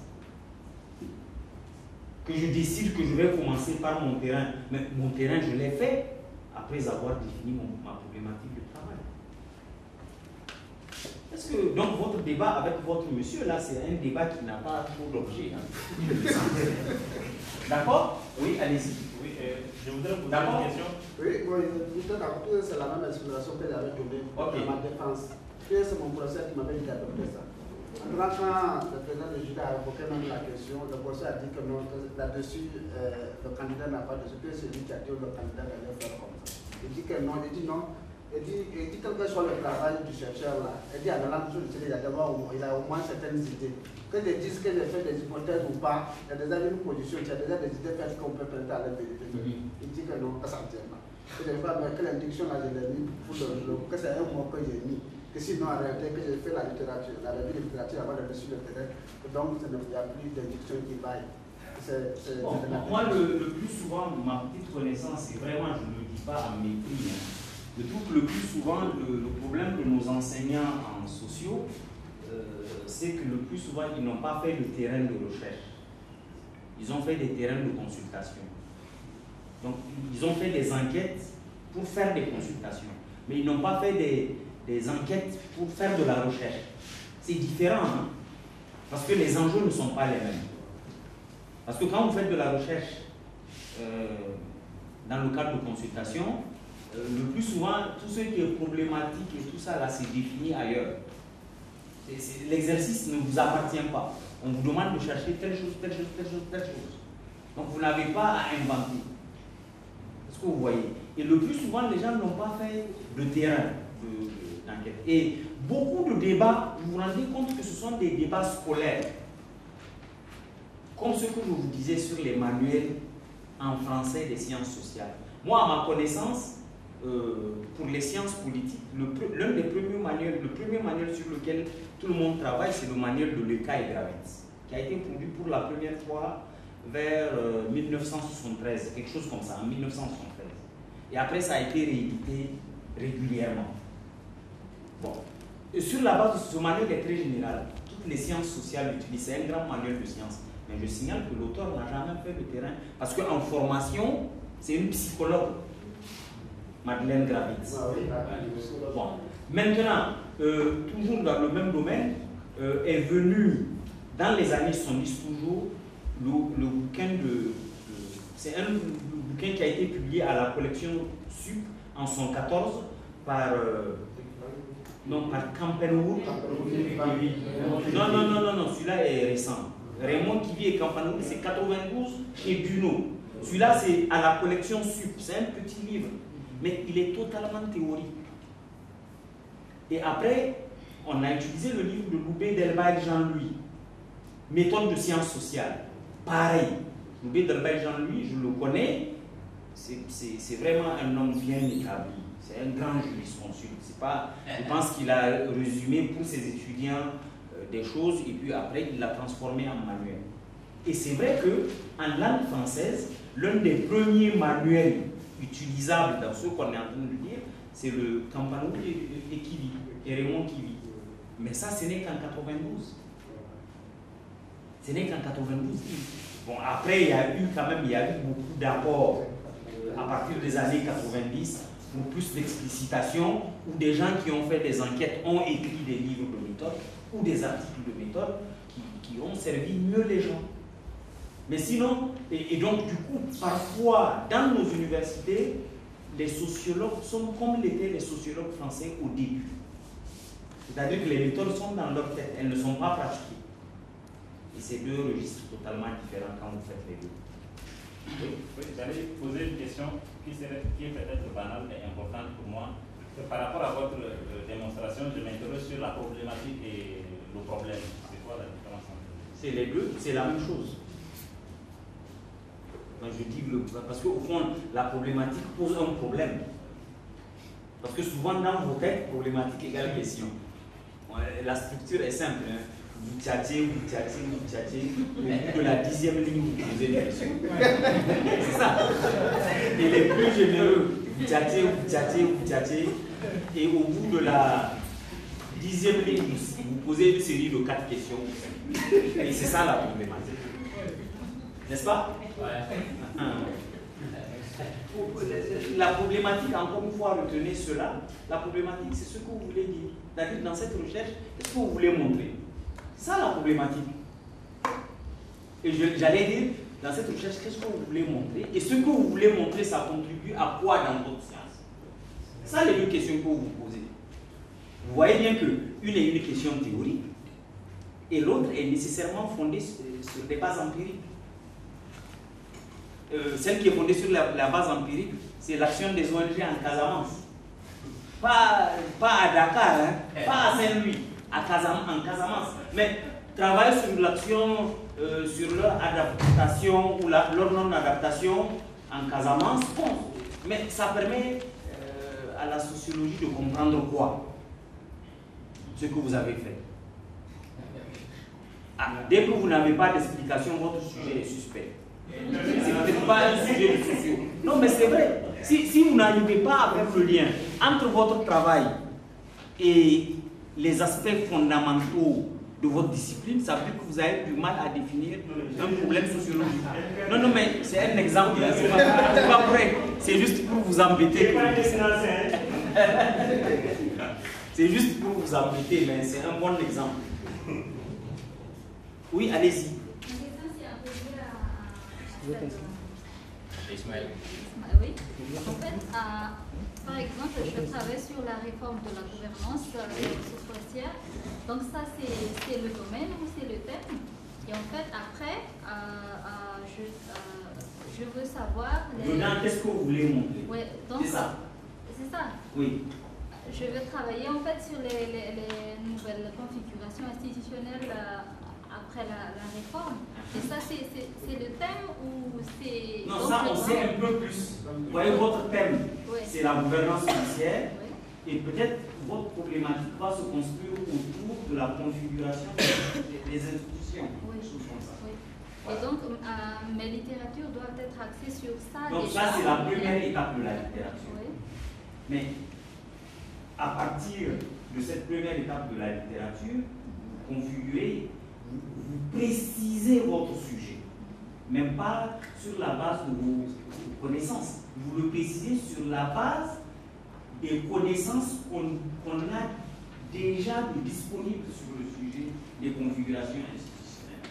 Donc ma première étape, ma première littérature, c'était basé sur ces... C'est basé sur ça. Oui. Mais maintenant, la deuxième étape de la littérature qui, dans votre mode d'exposition, arrêtera probablement avant, ça dépend de la technique que vous retenez, mais c'est quand vous travaillez sur ces configurations institutionnelles, qu'est-ce que ça dit à votre science?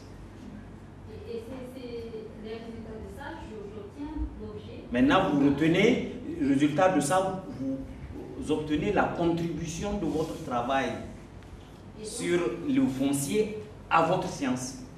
Et donc, c'est ça l'objet. C'est ça le travail de problématisation qu'on vous demande. Allez-y, je vous écoute. Et donc, quand j'aurai cet objet, je fais encore une ce qu'il faut comprendre, je pense qu'il faut une étape et un travail qu'on fait en atelier virtuel ou mental, si vous voulez. Mais c'est différent de une fois que vous avez fini votre recherche, vous voulez rédiger votre travail. Quand vous voulez rédiger votre travail, ça c'est des stratégies d'écriture.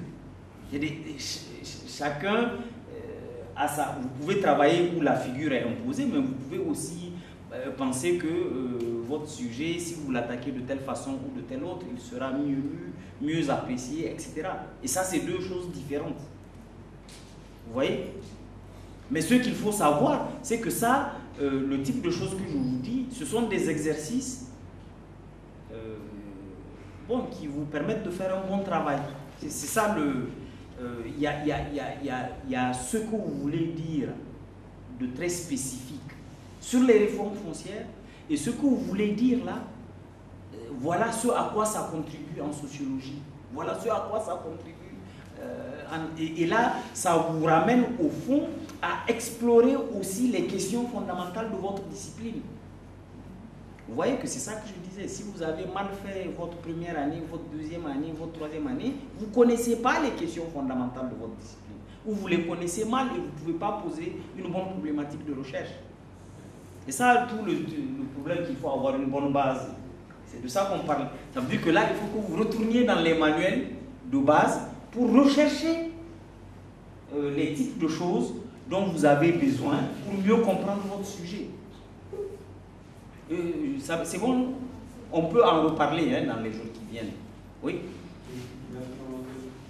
C'est juste un rapport par rapport à la documentation. Il me semble qu'il y a un certain nombre de confusions sur l'utilité des documents dans le travail que vous faites. Les espaces où vous invitez les informations collectées des documents, les places que vous leur accordez dans le processus de la recherche et leur place dans la forme du document final. Il y a une grosse confusion qui fait que finalement on a l'impression que bon, même ce qui se présente comme une guerre d'école, de mon point de vue, qui en est réellement pas, quelle que soit la discipline dans laquelle vous vous trouvez, vous êtes obligé de chercher de la documentation, de l'information. Maintenant, après, c'est comment vous l'invitez. Vous voyez ce que le prof vous dit. Il n'y a pas une période où vous avez fini la documentation, qui est différente de la période où vous êtes sur le terrain. Même pendant le terrain, vous êtes dans la collecte, dans la lecture. Vous voyez, comme l'a dit le professeur, chaque axe vous renvoie au terrain, mais aussi à des connaissances diverses que vous êtes obligé de produire. Bon, maintenant, après, comment vous présentez ça pour que ça fasse sens et que ce soit un document qui tienne dans la forme. Et la forme, c'est seulement au niveau de la forme que les problèmes d'école se posent, non? C'est un peu ce qu'il disait. Est-ce que l'état de la question, on le présente avant la problématique ou après la problématique? Après, c'est des questions de forme. Mais le fond, il reste le même. Si vous ne faites pas une bonne documentation, vous ne faites pas une bonne documentation, ça va se sentir, y compris dans votre problématique. Et après, vous faites des choix que vous assumez, quoi. C'est tout, je pense. C'est juste une contribution. Oui. Professeur, j'ai une question. Est-ce que vous pouvez nous donner des conseils en ce qui concerne la délimitation de la revue de littérature? Parce que j'ai vu, par exemple, en anthropologie, sur les travaux sur la chiffrerie, il y a tellement une littérature sur la chiffrerie depuis la période précoloniale jusqu'à colonie, post-colonie. Et à un moment donné, moi, dans mon mémoire, par exemple, parce que j'ai travaillé sur les crises de succession dans la chiffrerie traditionnelle, j'ai eu des difficultés à délimiter un peu la littérature que je devais retenir. Et je pense que Fauconnet relève même ce problème-là. On ne peut pas tout prendre. À un moment donné, nous devons faire des choix. Donc, quels sont les conseils? Mais le choix, c'est par rapport à ce que vous voulez faire. C'est-à-dire, c'est pour ça qu'il est, j'insiste dessus pour tout le monde, c'est pour ça qu'il est important, avant d'aller sur le terrain, d'avoir une bonne connaissance de ce qu'on veut faire. Parce que c'est ce qu'on veut faire qui nous permet de savoir si un ouvrage nous intéresse ou non. Si vous faites la succession dans la chefferie traditionnelle, ce n'est pas tous les textes sur la chefferie traditionnelle qui vous intéressent. Il y a des textes qui ne vous intéressent pas. Mais vous ne pouvez pas non plus savoir ce qui vous intéresse ou si ne vous intéresse pas si vous ne les lisez pas. J'ai travaillé moi-même sur la chefferie traditionnelle. Mais j'ai travaillé sur la chefferie et ses transformations. Et j'ai travaillé pendant 100 ans. Bon, parfois, vous tombez sur des livres de synthèse, vous tombez sur des articles de synthèse auxquels vous pouvez renvoyer, qui ont cité tout le reste. Encore une fois, ce qui est important, c'est qu'est-ce que vous cherchez à faire. Ça, c'est vraiment des exercices que nous ne faisons pas. Parce que le plus souvent, on se contente de travailler à partir des thèmes de recherche. Effectivement, si vous dites, moi je travaille sur la chefferie, mais vous allez tomber sur 2000 références. C'est clair. Mais déjà, quand vous allez dire que je travaille sur la succession, les 2000 vont peut-être se transformer en 300, ou en 100, ou même en 5, si c'est ce type d'intérêt, c'est parce qu'il y a rien là-dessus que vous l'avez choisi. Vous voyez, encore une fois, le moteur qui vous permet de faire la sélection des références, c'est l'objet de votre recherche. Et si vous tombez donc sur un sujet qui est abondamment documenté, ça peut être difficile à faire. Ou plutôt vous souffrez pour pas grand-chose. Ça dépend. Oui, Thomas. Bon, c'est étonnant à quel point on est d'accord. J'ai fait un petit papier qui dit, dans d'autres mots, tout ce que tu dis là sans connaître ton exposé. Non, mais je crois que c'est vraiment parce que le problème est réel. Donc, il n'y a pas de. Bon, c'est aussi une question d'apprendre ça en le faisant. Donc, où est-ce que tu te limites dans ta lecture? Donc, je crois qu'il faut faire une distinction entre revue de la littérature et étape de la littérature, dans le sens que tu peux écrire un article qui essaie de résumer tout ce qu'on sait sur la chefferie traditionnelle en Afrique. Il y a des articles comme ça. Hein, mais ce qui est important que dans un travail de recherche, c'est la problématique qui commande tout. Ce n'est pas le thème, c'est la problématique. Donc, par exemple, sur la police, il y a plein d'études sur la police qui ne sont pas pertinentes si j'ai choisi une certaine problématique. Et c'est ça qui me permet un peu de, comme tu le disais, de diminuer ce qu'il faut dire. Mais après, c'est toujours, bon, c'est la sensibilité de chercheur de le savoir. Et mon deuxième point que je peux peut-être insister là-dessus, que tout le processus est aussi itératif. C'est-à-dire, tu peux aller sur le. Tu dois établir qu'est-ce qui est mon thème et qu'est-ce qui est la problématique. C'est deux choses différentes. C'est lié, mais ce n'est pas la même chose. Tu l'as déjà très bien dit. Après, tu fais une carnaval de recherche, ou comment tu appelles ça? De la problématique au protocole d'enquête. Ça, c'est le protocole d'enquête. Protocole d'enquête, hein, voilà. Après, tu vas à Paris, tu vas dans la Casamance. La problématique va changer. En disant, hein? Et du coup, tu reviens dans ton bureau et même la lecture doit changer parce que du coup, tu t'aperçois qu'il y a un aspect que l'on n'a pas prévu. Donc, l'état de la littérature, ce n'est pas des étapes. Tu fais l'étape de la littérature, après c'est fini, après tu fais l'enquête du terrain, c'est fini, après tu fais l'exploration. C'est itératif, quoi. Et à un moment donné, il faut s'arrêter, évidemment, mais en théorie, c'est jamais fini dans ces processus. Donc, c'est-à-dire, on fait une première version de l'état de la littérature, on fait le terrain, et on répond l'état de la littérature, et peut-être on fait encore un deuxième terrain, et voilà. Après, pour des raisons pragmatiques, parce que tu t'arrêtes, mais en théorie, ça pourrait continuer toujours comme ça. Merci. Moi, ce que je peux dire aussi, une des tactiques, là aussi c'est une invite au travail. Quand on commence une thèse, c'est toujours bien de lire les bonnes thèses. Vous pouvez demander quelles sont les bonnes thèses qui existent. Moi, je sais que j'ai, dans mon bureau, j'ai beaucoup de thèses et j'ai des modèles de bonnes thèses. Et donc, si vous avez la patience de lire, je peux vous la prêter. Et puis, je dis ça, c'est une bonne thèse qui a été bien appréciée par le jury. Vous la lisez, c'est un modèle, il peut y avoir plusieurs types de bonnes thèses. Ça vous montre le niveau d'exigence. C'est ça, ça vous montre le niveau d'exigence.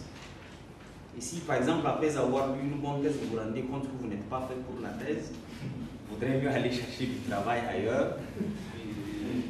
Non, ça c'est vraiment un exercice que vous devez faire avec vous-même. Personne, vous n'aurez aucun prof qui va vous dire bon allez-y, hein, vous n'avez pas le niveau, il va essayer de vous monter, même parfois c'est inutile. Vous voyez? Bon, pour les articles c'est pareil.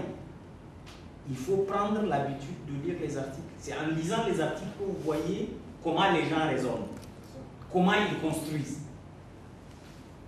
Est-ce que vous voyez? Après avoir lu, je ne sais pas, 20, 30, 40 articles, vous commencez à savoir comment il faut écrire. Et vous vous lancez. Et donc ça veut dire que quelque part, on ne peut pas écrire si on n'a pas lu. Ou alors on va écrire quelque chose incolore, inodore et sans saveur. Ok? Donc c'est vraiment... donc, oui, parce que tu as dit qu'un état de la littérature, c'est un peu comme une bibliographie annotée. Je trouve que c'est juste, mais c'est aussi un peu dangereux dans le sens... Non, c'est une critique que je fais. Je dis, les états de la littérature, tels qu'on les voit dans les travaux des étudiants, se donnent à voir comme une bibliographie annotée. D'accord, parce que souvent tu lis des états de la littérature, après on dit, auteur A, il a dit ceci, voilà. C'est pas c'est pas bon. Pas intéressant, il faut trouver une typologie.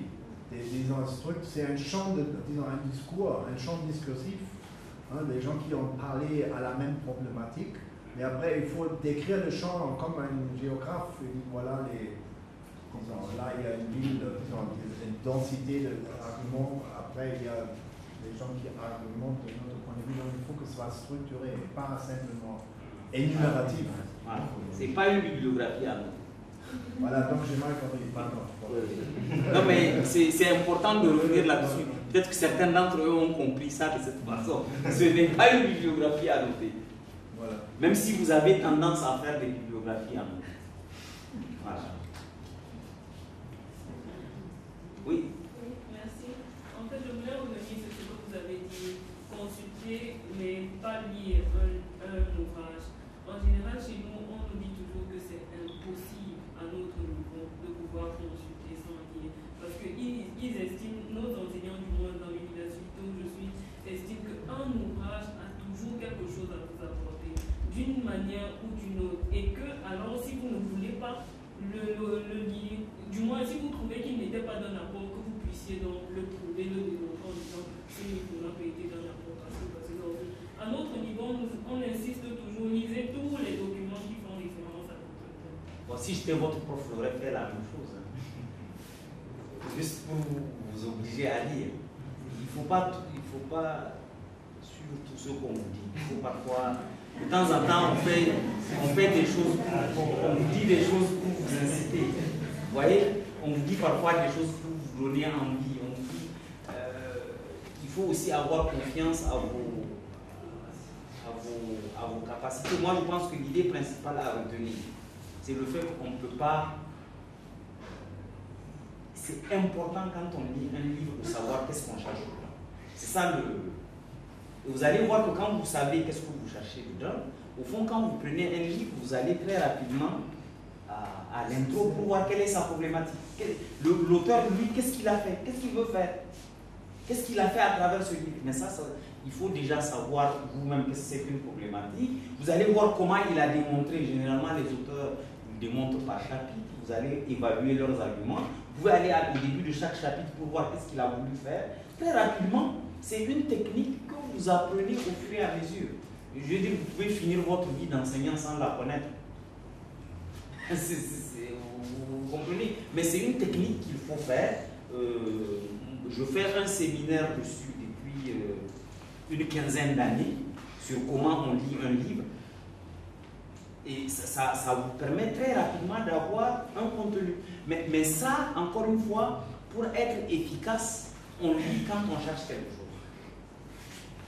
On lit pour chercher quelque chose. Vous pouvez lire pour avoir une connaissance générale. Là, vous êtes obligé de tout lire. C'est-à-dire, Thomas fait un nouveau livre. J'ai envie de voir qu'est-ce qu'il a écrit sur la police. Donc, je prends ma peine, je lis tout.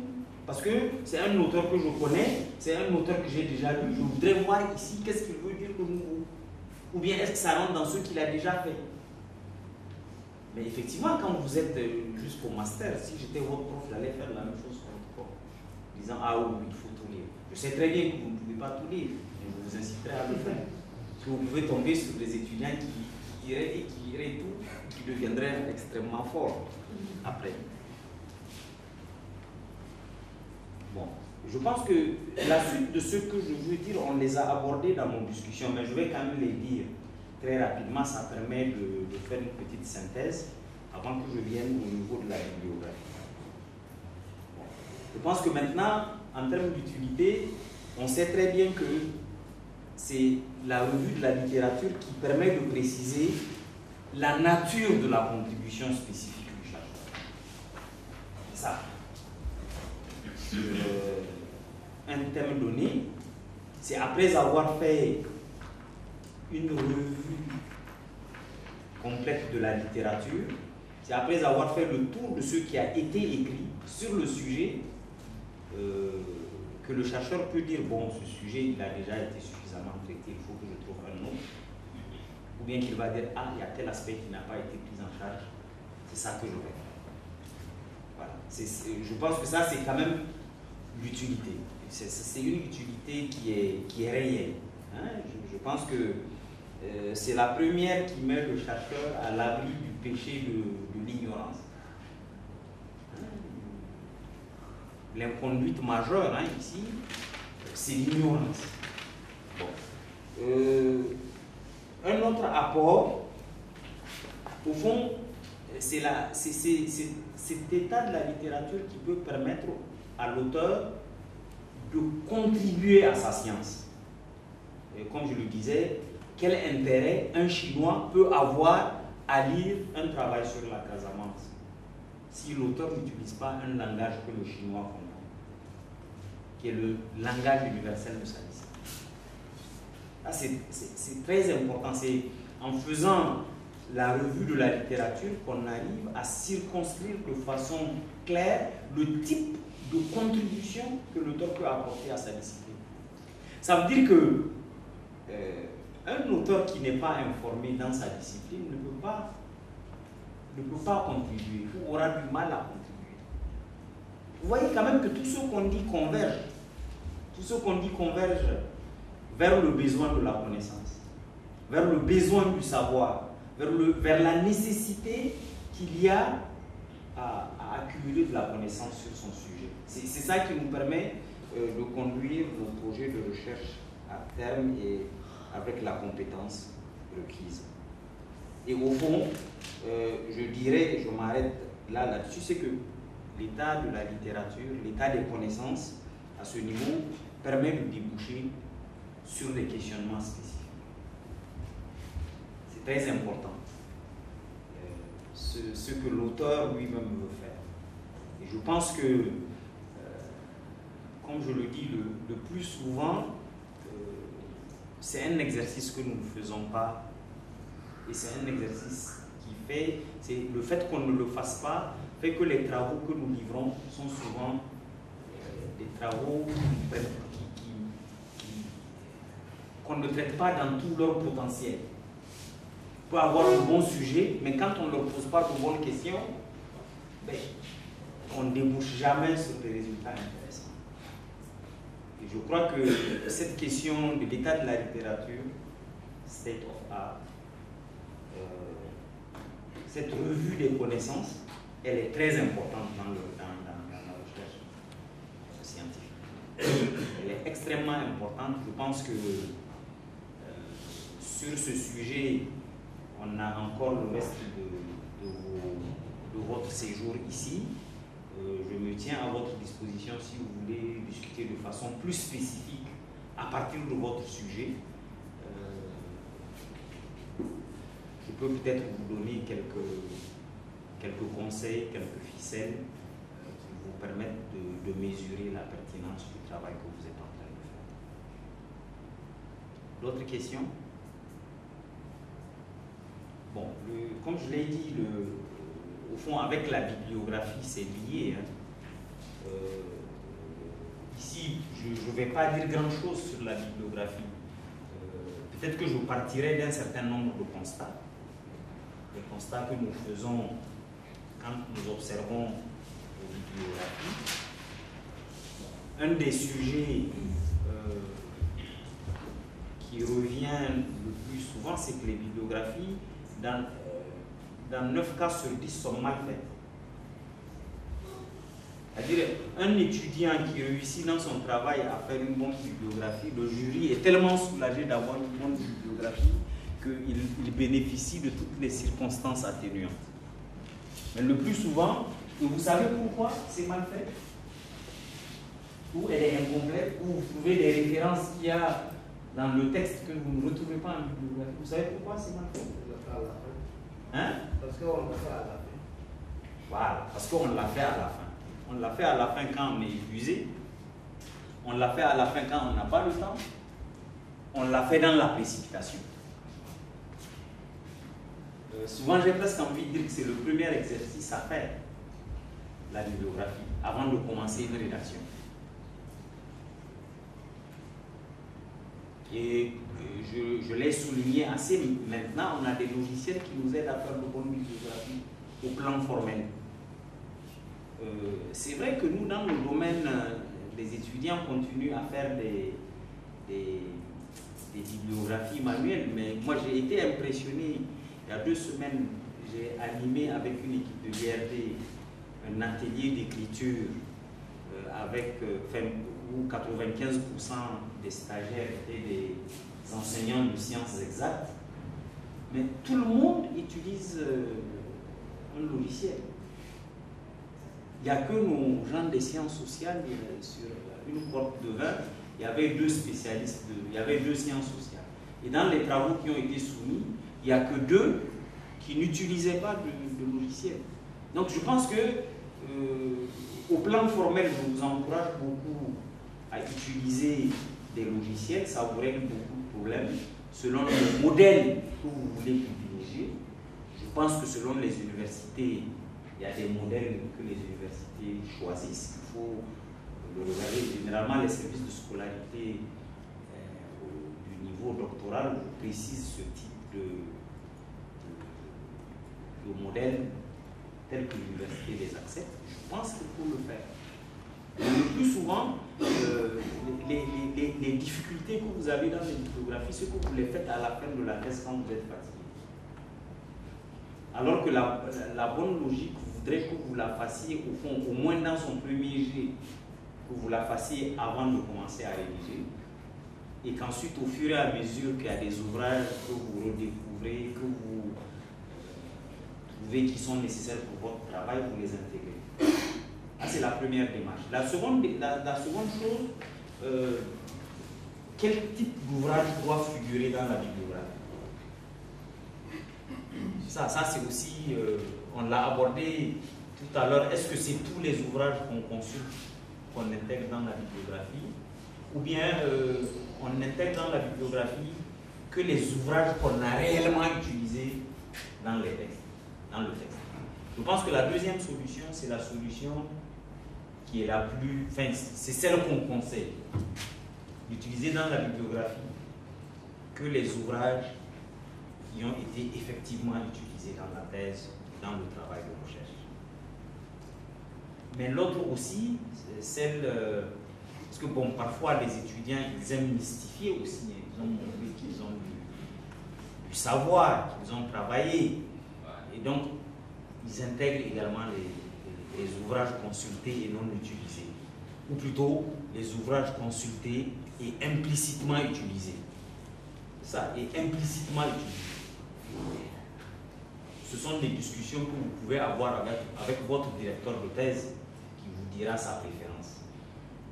Ou bien vous pouvez discuter avec vos aînés qui sont passés par là sur les techniques les plus utilisées selon le travail qu'on fait. Le dernier point que je voulais aborder là-dessus, c'est l'organisation de la bibliographie. Bon, assez souvent là aussi, vous pouvez tomber sur des étudiants qui font de vrais plans pour la bibliographie. Quand je dis des vrais plans, qui font un plan en, je sais pas, en 4 parties, mais vraiment structuré, quoi. Au sein de chaque partie, vous avez des sous-titres qui permettent de retrouver les bibliographies. Vous pouvez tomber sur des étudiants méticuleux comme ça. Bon, ça dépend, encore une fois, là aussi, ça dépend de celui qui dirige votre recherche. Mais il est clair que quand vous tombez sur des bibliographies comme ça, parfois ça vous fait plaisir, vous louez, surtout quand elles sont bien faites, le sérieux du chercheur. Souvent, les plans ne sont pas si détaillés, ils peuvent être des plans thématiques. Ça peut être sur les différents thèmes qui sont concernés par votre recherche, ouvrages généraux, ouvrages spécialisés, presse, références virtuelles. Enfin, il y a tout un ensemble de techniques qui sont utilisées. Bon. Évidemment, je pense que, et je termine par là, avant de vous donner la parole pour que vous me posiez des questions plus concrètes, il est là aussi dans la bibliographie, il y a quand même des éléments éthiques. Quand je dis éthique, il faut vraiment utiliser ce que l'on a effectivement conçu. Il ne faut pas tricher. J'aime bien moi le mot tricher parce que je trouve que c'est de la triche. Il ne faut pas tricher. Je trouve que si vous avez consulté réellement une bibliographie, vous pouvez le dire, ce n'est pas un problème. Si vous l'avez utilisé, vous pouvez le dire, ce n'est pas un problème. Mais vous êtes parfois surpris par... Je le dis parce que les types de cas qu'on a, c'est vraiment le... Quand vous travaillez sur l'État, vous allez voir Bayard, Médard, ils sont cités, mais ils n'ont pas lu les livres. Et on le sait parce qu'on ne voit pas comment ils les ont utilisés. Bien, l'étudiant va faire une affirmation, il va aligner cette référence. C'est-à-dire qu'il travaille comme un prof savant, quoi, alors qu'il n'en est qu'au début. Vous voyez, vraiment, ça irrite, c'est très irritant. C'est-à-dire ça fâche le lecteur.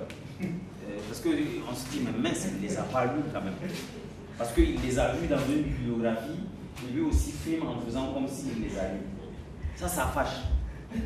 Ça rend tout de suite de mauvaise humeur. Il est indispensable que vous ne fassiez pas ça. Parce que ça ressemble vraiment à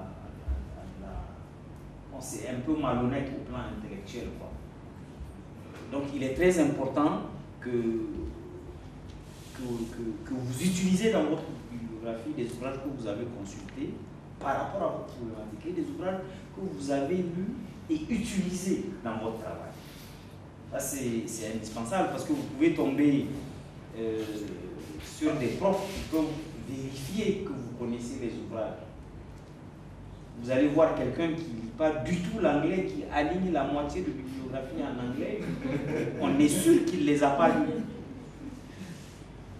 mais qu'il les a pris chez quelqu'un d'autre, sans dire qu'il les a pris chez quelqu'un d'autre. Là, c'est un problème.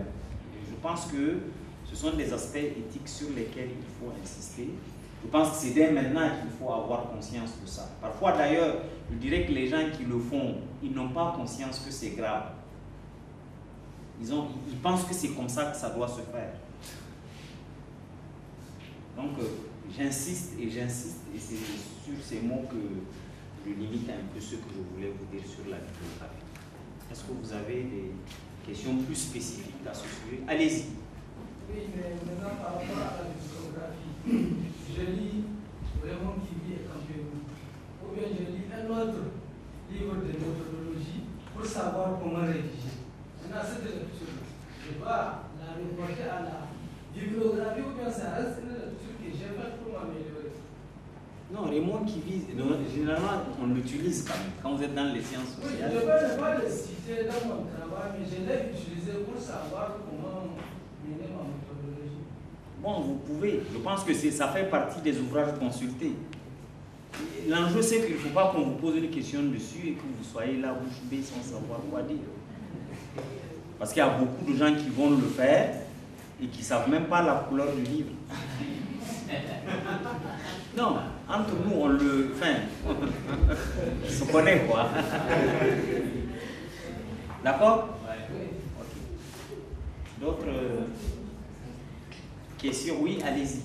Je veux juste vous signaler qu'on a eu un cours avec Olivier de Savoir la semaine dernière sur justement la bibliographie. Donc il y a une contradiction entre ce que vous avez dit et ce qu'il a dit, c'est que lui nous conseillait de faire une bibliographie sale par ordre alphabétique en disant que lui ça l'énerve de devoir aller dans des sous-catégories pour trouver le nom de l'auteur. Il préfère, quand c'est alphabétique, c'est facile, on trouve directement l'auteur à partir de l'alphabet. Donc à ce niveau-là, vous avez dit. Non, ce que je dis, c'est qu'il faut en discuter avec votre directeur. C'est ça que parce que lui, il n'aime pas ça, mais ce n'est pas parce qu'il n'aime pas que c'est pas bien. Un autre va trouver que c'est bien. Vous comprenez? Est-ce que vous comprenez ça? C'est pour ça qu'il faut donner-vous la peine. Si votre directeur de thèse dit que ça ne lui plaît pas, il préfère que vous fassiez une bibliographie continue, mais vous faites ça. C'est vrai que parfois, quand il y a des sous-titres, ça peut être rébarbatif. Ou bien vous allez trouver plusieurs... un auteur cité plusieurs fois. Vous voyez? Bon, moi je pense que il y a beaucoup de... Un, il faut savoir qu'est-ce que votre université privilégie. Deux, il faut en discuter avec votre directeur de thèse. Et puis peut-être discuter avec vos aînés qui sont dans les parages, qui vous expliquent comment les choses se font, quoi. Dans tous les cas, c'est en faisant qu'on acquiert les réflexes. Hein? En faisant qu'on parvient à... Oui, oui. Moi, je vais pour revenir un peu sur les citations par population. Sur? Les citations par population, ça fait vous lisez un ouvrage. Oui. Par exemple, comme... Vous dites cité par Bircheng. Voilà, cité par Bircheng. Il y a des procès qui n'aiment pas aussi. Non, je pense que si vous faites citer par Bircheng une fois, cité par Olivier de Sardan 2 fois, et après ça suffit. Parce que si vous passez votre temps à dire cité par, effectivement on se dit, mais toi, tu as lu quoi? Et pourtant, on peut chercher aussi, on ne trouve pas. Mais si vous voyez que le livre est intéressant, vous avez déjà cité Olivier de Sardan 2 fois, celui qui a cité. Mais si c'est beaucoup, c'est gênant. Surtout si c'est dans le même livre. Ça qui nous amène souvent, si vous ne voulez pas faire ça plusieurs fois pour ne pas énerver le docteur, donc vous faites aussi la... Donc, tricher. Non, là vous légitimez la triche, ça passe pas. Vraiment, il faut essayer de temps en temps, le passage, ça peut passer, mais vraiment, par profusion, c'est pas bon. Souvent, je pense que ce n'est pas avoir connaissance de l'existence d'un autre. Mais j'ai dit un auteur, et il me dit, voilà, il a pris ça de tel auteur-là. Et directement, je vais pour chercher. Le problème, c'est quand on cherche, on ne trouve pas. Sinon, il y a vraiment bénéficié de ce qu'il a dit. Il faut d'abord comprendre. Mais dans ce cas, pourquoi au lieu de citer l'auteur, vous citez pas Olivier de Sardan? Au lieu de dire Bircheng cité par Olivier de Sardan, dites Olivier de Sardan à telle page. Parce que ce que vous faites, dans votre bibliographie, vous mettez Bircheng alors que vous n'avez jamais vu la couleur de son article. Ça ne se fait pas. Vous voyez? Donc, ici, dans ce cas précis, il vaudrait mieux que vous citiez l'auteur qu'il a utilisé. Étant donné que vous donnerez le numéro de page, si quelqu'un doit vérifier, mais il vérifierait et il verrait ce que vous êtes en train de dire.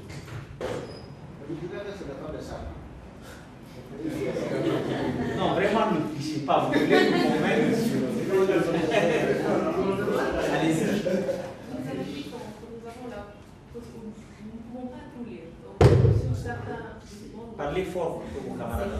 Donc, sur certains documents, nous allons peut-être lire 1 ou 2 chapitres et ne pas lire tout le reste. Si on met l'ouvrage sur la bibliographie, on peut nous poser des questions sur l'ouvrage, sur les parties que nous n'avons pas lues. Non, vous pouvez dire que j'ai lu tel livre de telle page à telle page. Dans la bibliographie. Bon, dans la bibliographie, généralement, on le met dans sa généralité. Mais si on veut être méticuleux, on tombe sur des gens qui sont méticuleux, qui lisent les chapitres qu'ils ont utilisés, ou parfois même qui les citent. Mais bon, encore une fois, on peut se contenter d'utiliser l'ouvrage. Parce que quand vous le citez dans le texte, vous le citez à la page près. Ah oui, j'ai oublié de dire qu'ici, au niveau de la référenciation, il y a des malins qui vont dire Mandras, Mandras 1973, et ils passent. Et nous, ce qu'on a envie de voir, c'est qu'est-ce qu'ils ont cité de Mandras. Parce que, après, vous ne pouvez pas vérifier quand il dit Mandras 1973. Mais quand il dit Mandras 1973, page 145, vous pouvez aller regarder au fond, parce que souvent on le fait. Hein. On va prendre des références témoins. Par exemple, je décide que je vais vérifier sur vos 400 références, je vais vérifier 10. Pour voir si ça correspond. Je vous jure que souvent, c'est... Bon, vous avez compris. Donc, je pense que la précision de la page est dans l'utilisation que vous en avez faite dans le livre. Je conseille toujours de mettre le numéro de page. Je pense que c'est une marque. Non, quand vous allez dire Birchenk, 2005, 143. Comme ça, au moins, on sent une appropriation de l'ouvrage, de la référence. Mais si vous n'utilisez pas la page, on peut vous soupçonner de l'avoir pas lu. Donc, en bibliographie, mettez la référence normale. Dans tous les cas, pour les revues, vous mettez le nombre de pages de l'article. Mais dans le texte, mettez une référence précise.